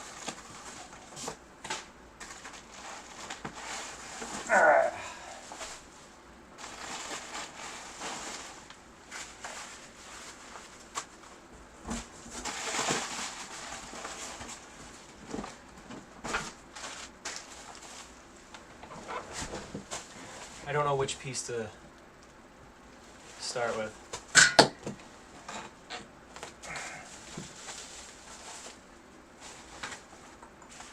I will start with you.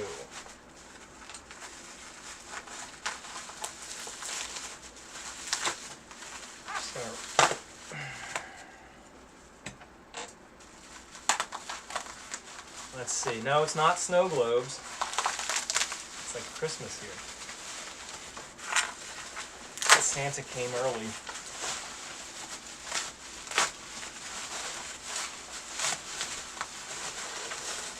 Frango says, you got bouncer friends in DC chilling on a slow night. How you doing? And thanks for that message on Instagram, by the way. That was very kind of you. And thank you for that super chat. Okay, this is very heavily wrapped. And rightly so. It's not a leprechaun.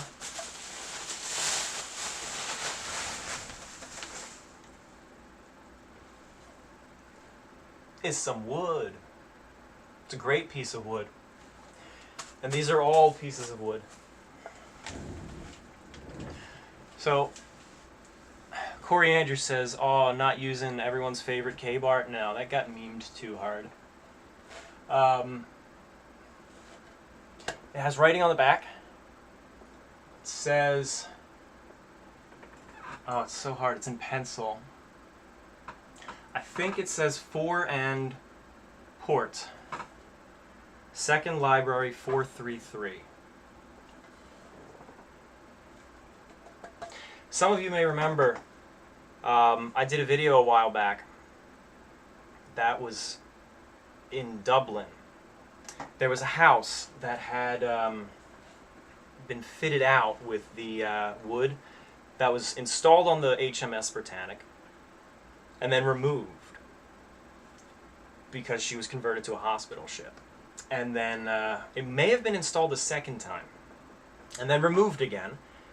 Ship went down. The wood was sold off to a movie theater in Dublin, and then that theater was torn down, and the wood was transplanted into a house, and then that house went up for sale. Not the house, I'm sorry, the wood in the house went up for sale. And we went out, we visited, I filmed a whole video touring around. They had wood from the first class lounge and wood from the second class library. And he gave me pieces, which is just incredible. I'm sort of, I don't know why, I almost feel a little nervous right now. But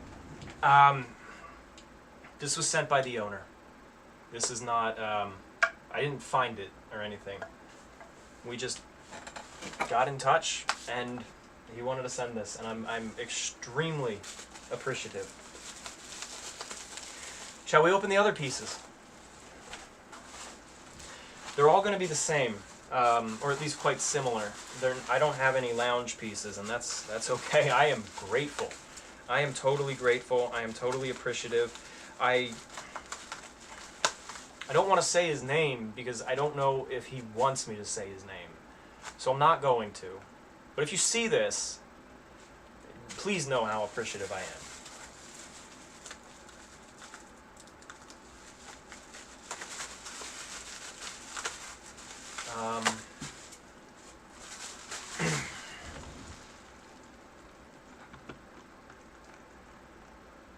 Jack C. says, "Love your channel. I learned so much from you. So much better than any other on regular TV, like the old History Channel. Keep up the good work." Thank you, Jack. I appreciate that. And Corey Andrews says, "Not going to lie, I had a part in the K-Bar meme." I don't actually care about the K-Bar meme. It doesn't actually bother me. But, yeah. So like, don't feel bad. I actually have that picture saved, so. Anyway.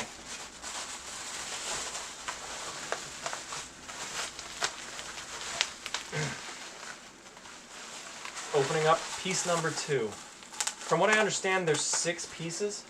I see 5. There were 5 packages. 2 might be together, or maybe I was mistaken about how many pieces there were.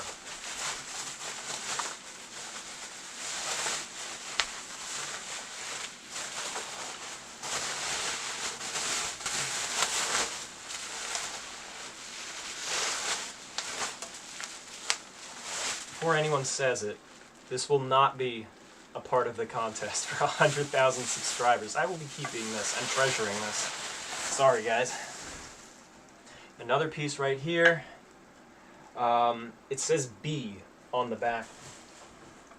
Did this have any letters? Like big letters? No. Alright, so this just says B twice. And then it says fore and stare. No, starboard. Star. It's a star. Second Library 433.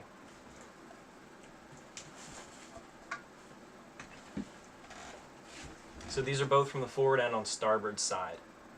If I remember correctly, this would have been on the lower portion of the wall. You know, it was one of those two-tone walls with a lighter wood and a dark wood at the bottom. If I remember correctly, this would have been on the.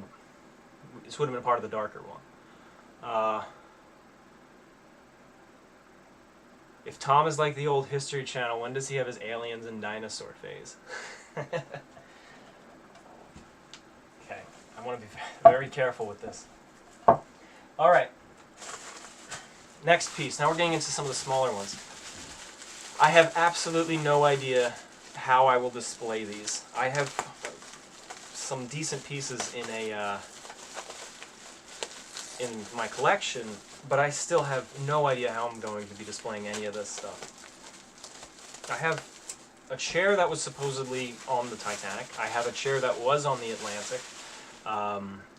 Right over there on that back shelf is an oil lamp from the Great Eastern. I don't know, maybe one of these days I'll show. I have a crate full of Empress of Ireland stuff.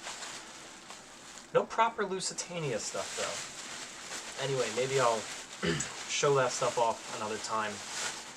Yes, these are all from the Britannic. From what we were able to piece together, and the guy who owns it pulled all these different historians in on this, including myself. I don't consider myself an historian, but I was at least there, talking to the dude and weighing in a little bit. He had other historians who were trying to piece together the actual history of this wood, because he wanted to sell some of it. And the conclusion we came to is that it was installed on the ship at least once, maybe twice. Can't say much beyond that. Andy Happy Guy asks 401 and 400. I do have, if you're asking if I have anything from those two, I have lots of tiles and pieces of Olympic. As far as Titanic, I have, well, that's for another time. Anyway, here's this wood. I got a piece of wood. Good piece of wood. So, I'm trying to figure out how these might have gone together. So the problem with trying to piece these together, I'm almost certain that this would have been pretty much like that. Yeah, I think it would have joined like this. The problem with figuring this stuff out is it was dismantled from the ship and then installed in a theater and then installed in a house. So each step of that process, carpenters were reworking a lot of the wood. There was some stuff in that house that you could see were worked and reworked a couple of times. You could see where the theater had certain lights that were installed, but those lights aren't even there in the house. So the wood was modified further and further. I don't know, I can't guarantee how this was together on a ship. This is even fairly well broken. You can see from when they installed it into the house. But it's beautiful and it is heavy.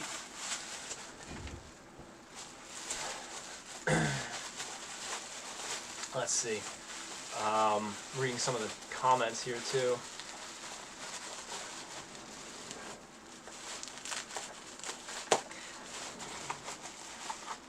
Can you do a video on Magellan's ships? Yeah, maybe someday.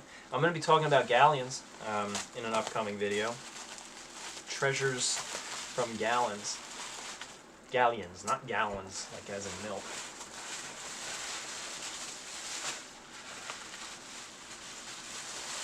Feels like watching me go through my game-used baseball uniform and equipment, especially the vintage bats. Oh, I bet. Some of those can hold quite the history to them as well.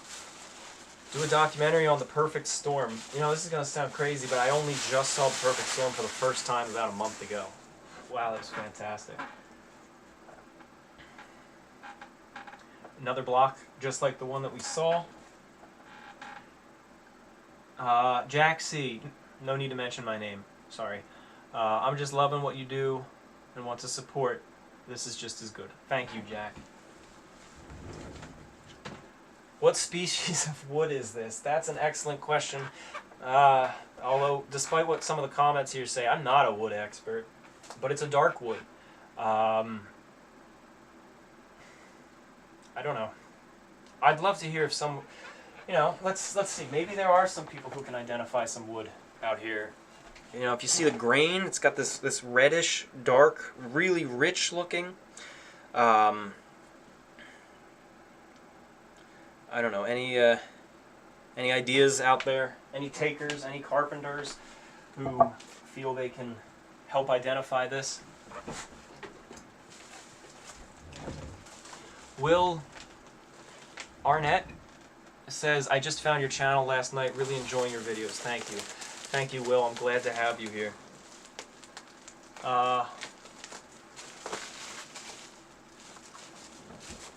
Do some lesser-known steamship shipping disasters like the Nord. Yeah, I'm trying, dude. People, very few people heard of the Swallow or the Lexington, or Lexington was a little bit more known. Very few people knew of the Arctic, so I'm trying. I prefer the lesser-known stories. Everyone loves the Olympic class and the Lusitania. That's what got us into these ships, of course, for almost all of us, but it's the lesser-known stories that need to be told. That's what I try to do. People are saying it looks like mahogany. That sounds right. I remember reading descriptions when I was directing Britannic Patroness of the Mediterranean. I remember reading descriptions of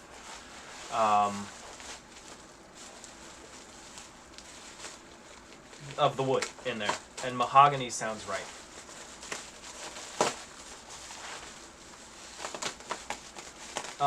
Someone asked if I would ever consider doing anything on the Morrow Castle. I'd like to. I'd like covering New Jersey wrecks. But I also like to try to get in touch with museums and historical societies and use these videos to give them a shout out. So I'm trying to work with the New Jersey Maritime Museum. And they've expressed interest in backing a Morrow Castle project. So I'd love to. I plan to. But that is a story that has been told. Alright, so this wrapping contains 2 pieces. So we do have a total of 6 here. Let's see. Alright, yeah, people are saying it's definitely mahogany. Alright, thank you. So we have 2 pieces here. These are okay, so we're looking at the bases here. This is the bottom, followed by one of these big, heavy blocks. In fact, you can see where it slides right in. There's a little notch, a little groove for this thing to just sit in. And then on top comes one of these 2 pieces. So there we go. Second-class library on the RMS Britannic. I'm calling it the RMS, even though it sailed under HMHS, but it wouldn't have sailed with this wood. This was for the RMS Britannic. What's really incredible is you can still see tape and backing on this. And it even has this cloth on the top and on some of the edges.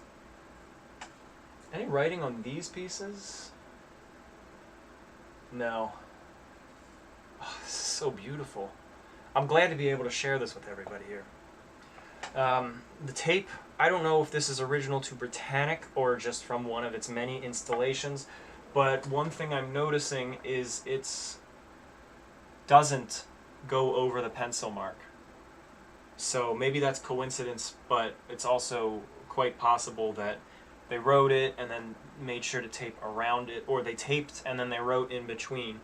Actually, I'm going to go with this is original Britannic tape installed on the wood when they were installing the wood fixtures, because it says B here and B here. I don't see any reason why you would write it twice unless you have these 2 spaces here to just kind of fill in.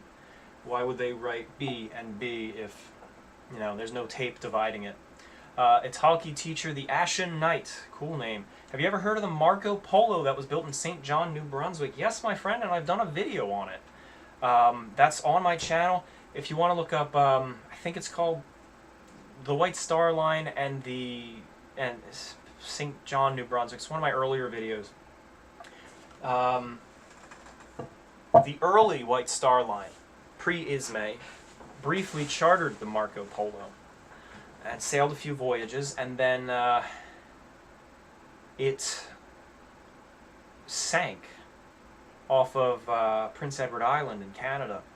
And Lucy Maud Montgomery, who wrote the Anne of Green Gables series, actually saw it sinking offshore and wrote a short story or a poem about the sinking of Marco Polo.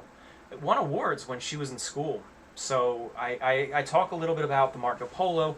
St. John also built the White Star, which was the initial flagship of the White Star Line, and they have a rich history in shipbuilding as well.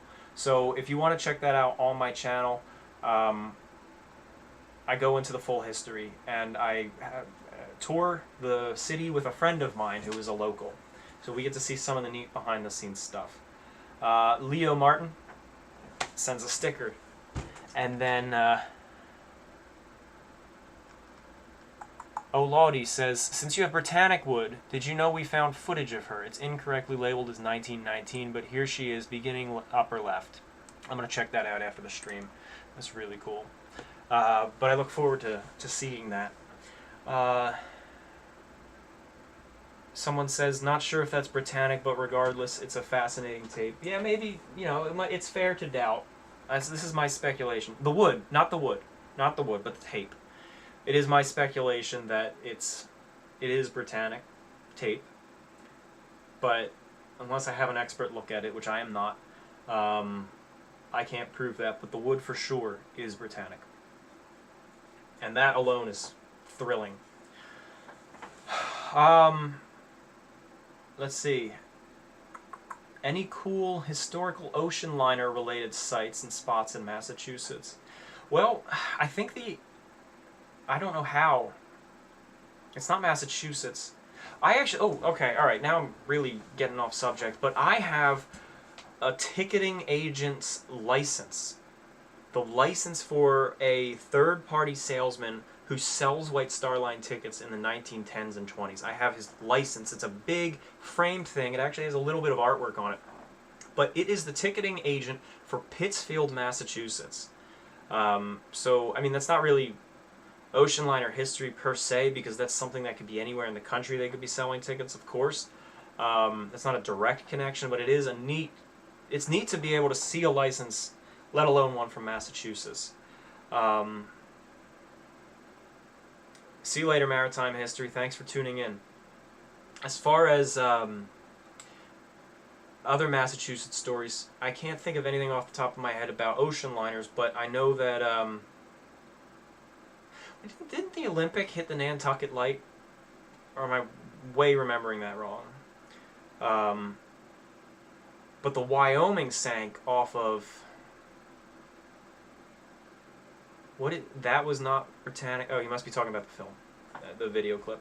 The Wyoming, the largest wooden ship built in history, the longest wooden ship in history, sank off of Nantucket. So, any lesser-known museum ships? There's lots. There's lots of museum ships, and trying to think of some of the lesser-known ones. There's one up in Maine, Vermont, New Hampshire. It's an old riverboat. I think Vermont.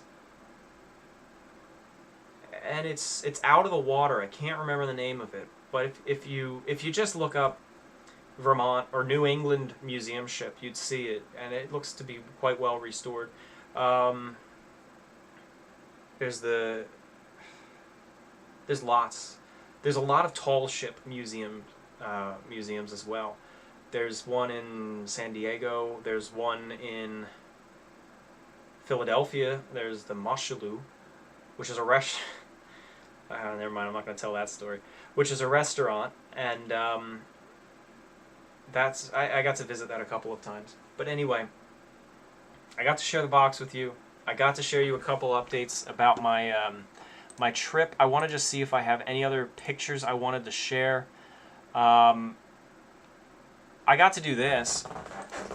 Wait, that's the wrong picture. But anyway, whatever. Speaking of trains, this is from the Hiawatha observation car.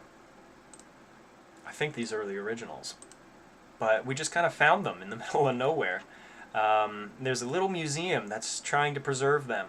So I didn't know it existed. We just drove past and decided to stop and took an awesome tour.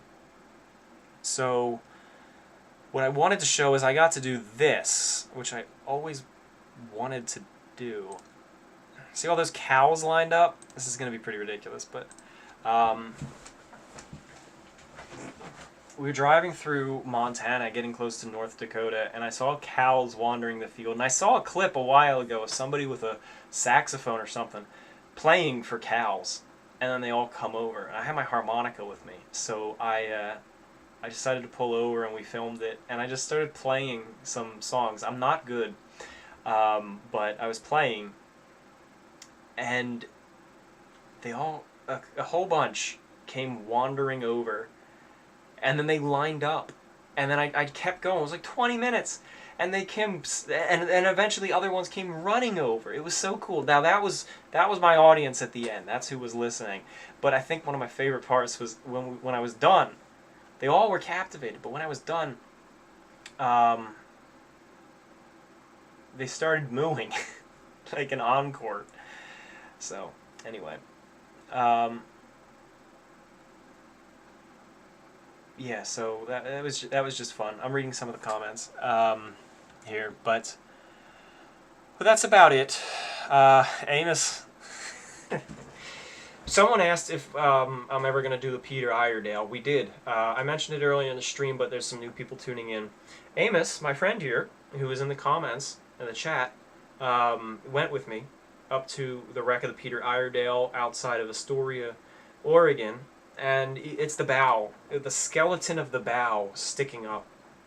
And we were just goofing around. We did the Jack and Rose pose, just being idiots. I don't have that photo. Sorry, Amos. And that'll have to stay in the private collection. Alright. You should do a video about the Cruiser Olympia in Pennsylvania. That's 45 minutes that way. It's beautiful, beautiful ship. I'd like to. Let's see. Anything else? Alright, guys. As I said, I'm tired. I've done 5,500 miles in the last 10 days. So I'm quite beat. Got home at 2 a.m. last night, and there were like 6 or 7 deer in the road at different times, so we had to take it slow. I want to thank everybody for tuning in. I'd really like to do streams more often. I enjoy being able to interact with everybody, and as I said when the stream opened, I'm terrible with social media. I try to keep up with emails and do my best there. So yeah, this is the least I can do at the very least. I want to say thank you all for tuning in. If you haven't seen my Patreon already, you can go check that out. Patreon.com/parttimeexplorer. Can't even talk. Part-Time Explorer. It's right there. It's my name. But thank you all. Have you ever been to New Hope, Pennsylvania? Yeah, man. It's 20 minutes from here. It's a pretty nice town. Yeah, it's nice. I don't have much else to say. There used to be a creepy but intriguing store there that was like Victorian funeral and death items. It was just really bizarre, but I'm sorry, that's my clearest memory of New Hope. Okay, guys, thank you very much. Thanks for tuning in. Thank you for everyone who left some messages. Thanks for those of you who just chilled and listened. And, of course, thank you to the Super Chats. Do I have a YouTube Instagram page? Yes, it's HFX Studios. I think there's an underscore or a dot. What is it, Emma? Emma helps me manage that. She's checking. A dot. A dot. So it's hfx.studios. That's right. And you can find that on Instagram. I post occasionally. Thank you all for joining, and do check out my Patreon. I think I have some pretty exciting perks. And now that I'm back from my trip, I'm catching up on some of them, and going to be sending out the artifacts soon to the top tier backers. But in the meantime, thank you very much. Thank you for joining me as I opened and played with my wood. Good night. Now to stop streaming. How the heck do you do this? Yeah, I wanna do it. Good night, everybody. So tired. Gonna sleep.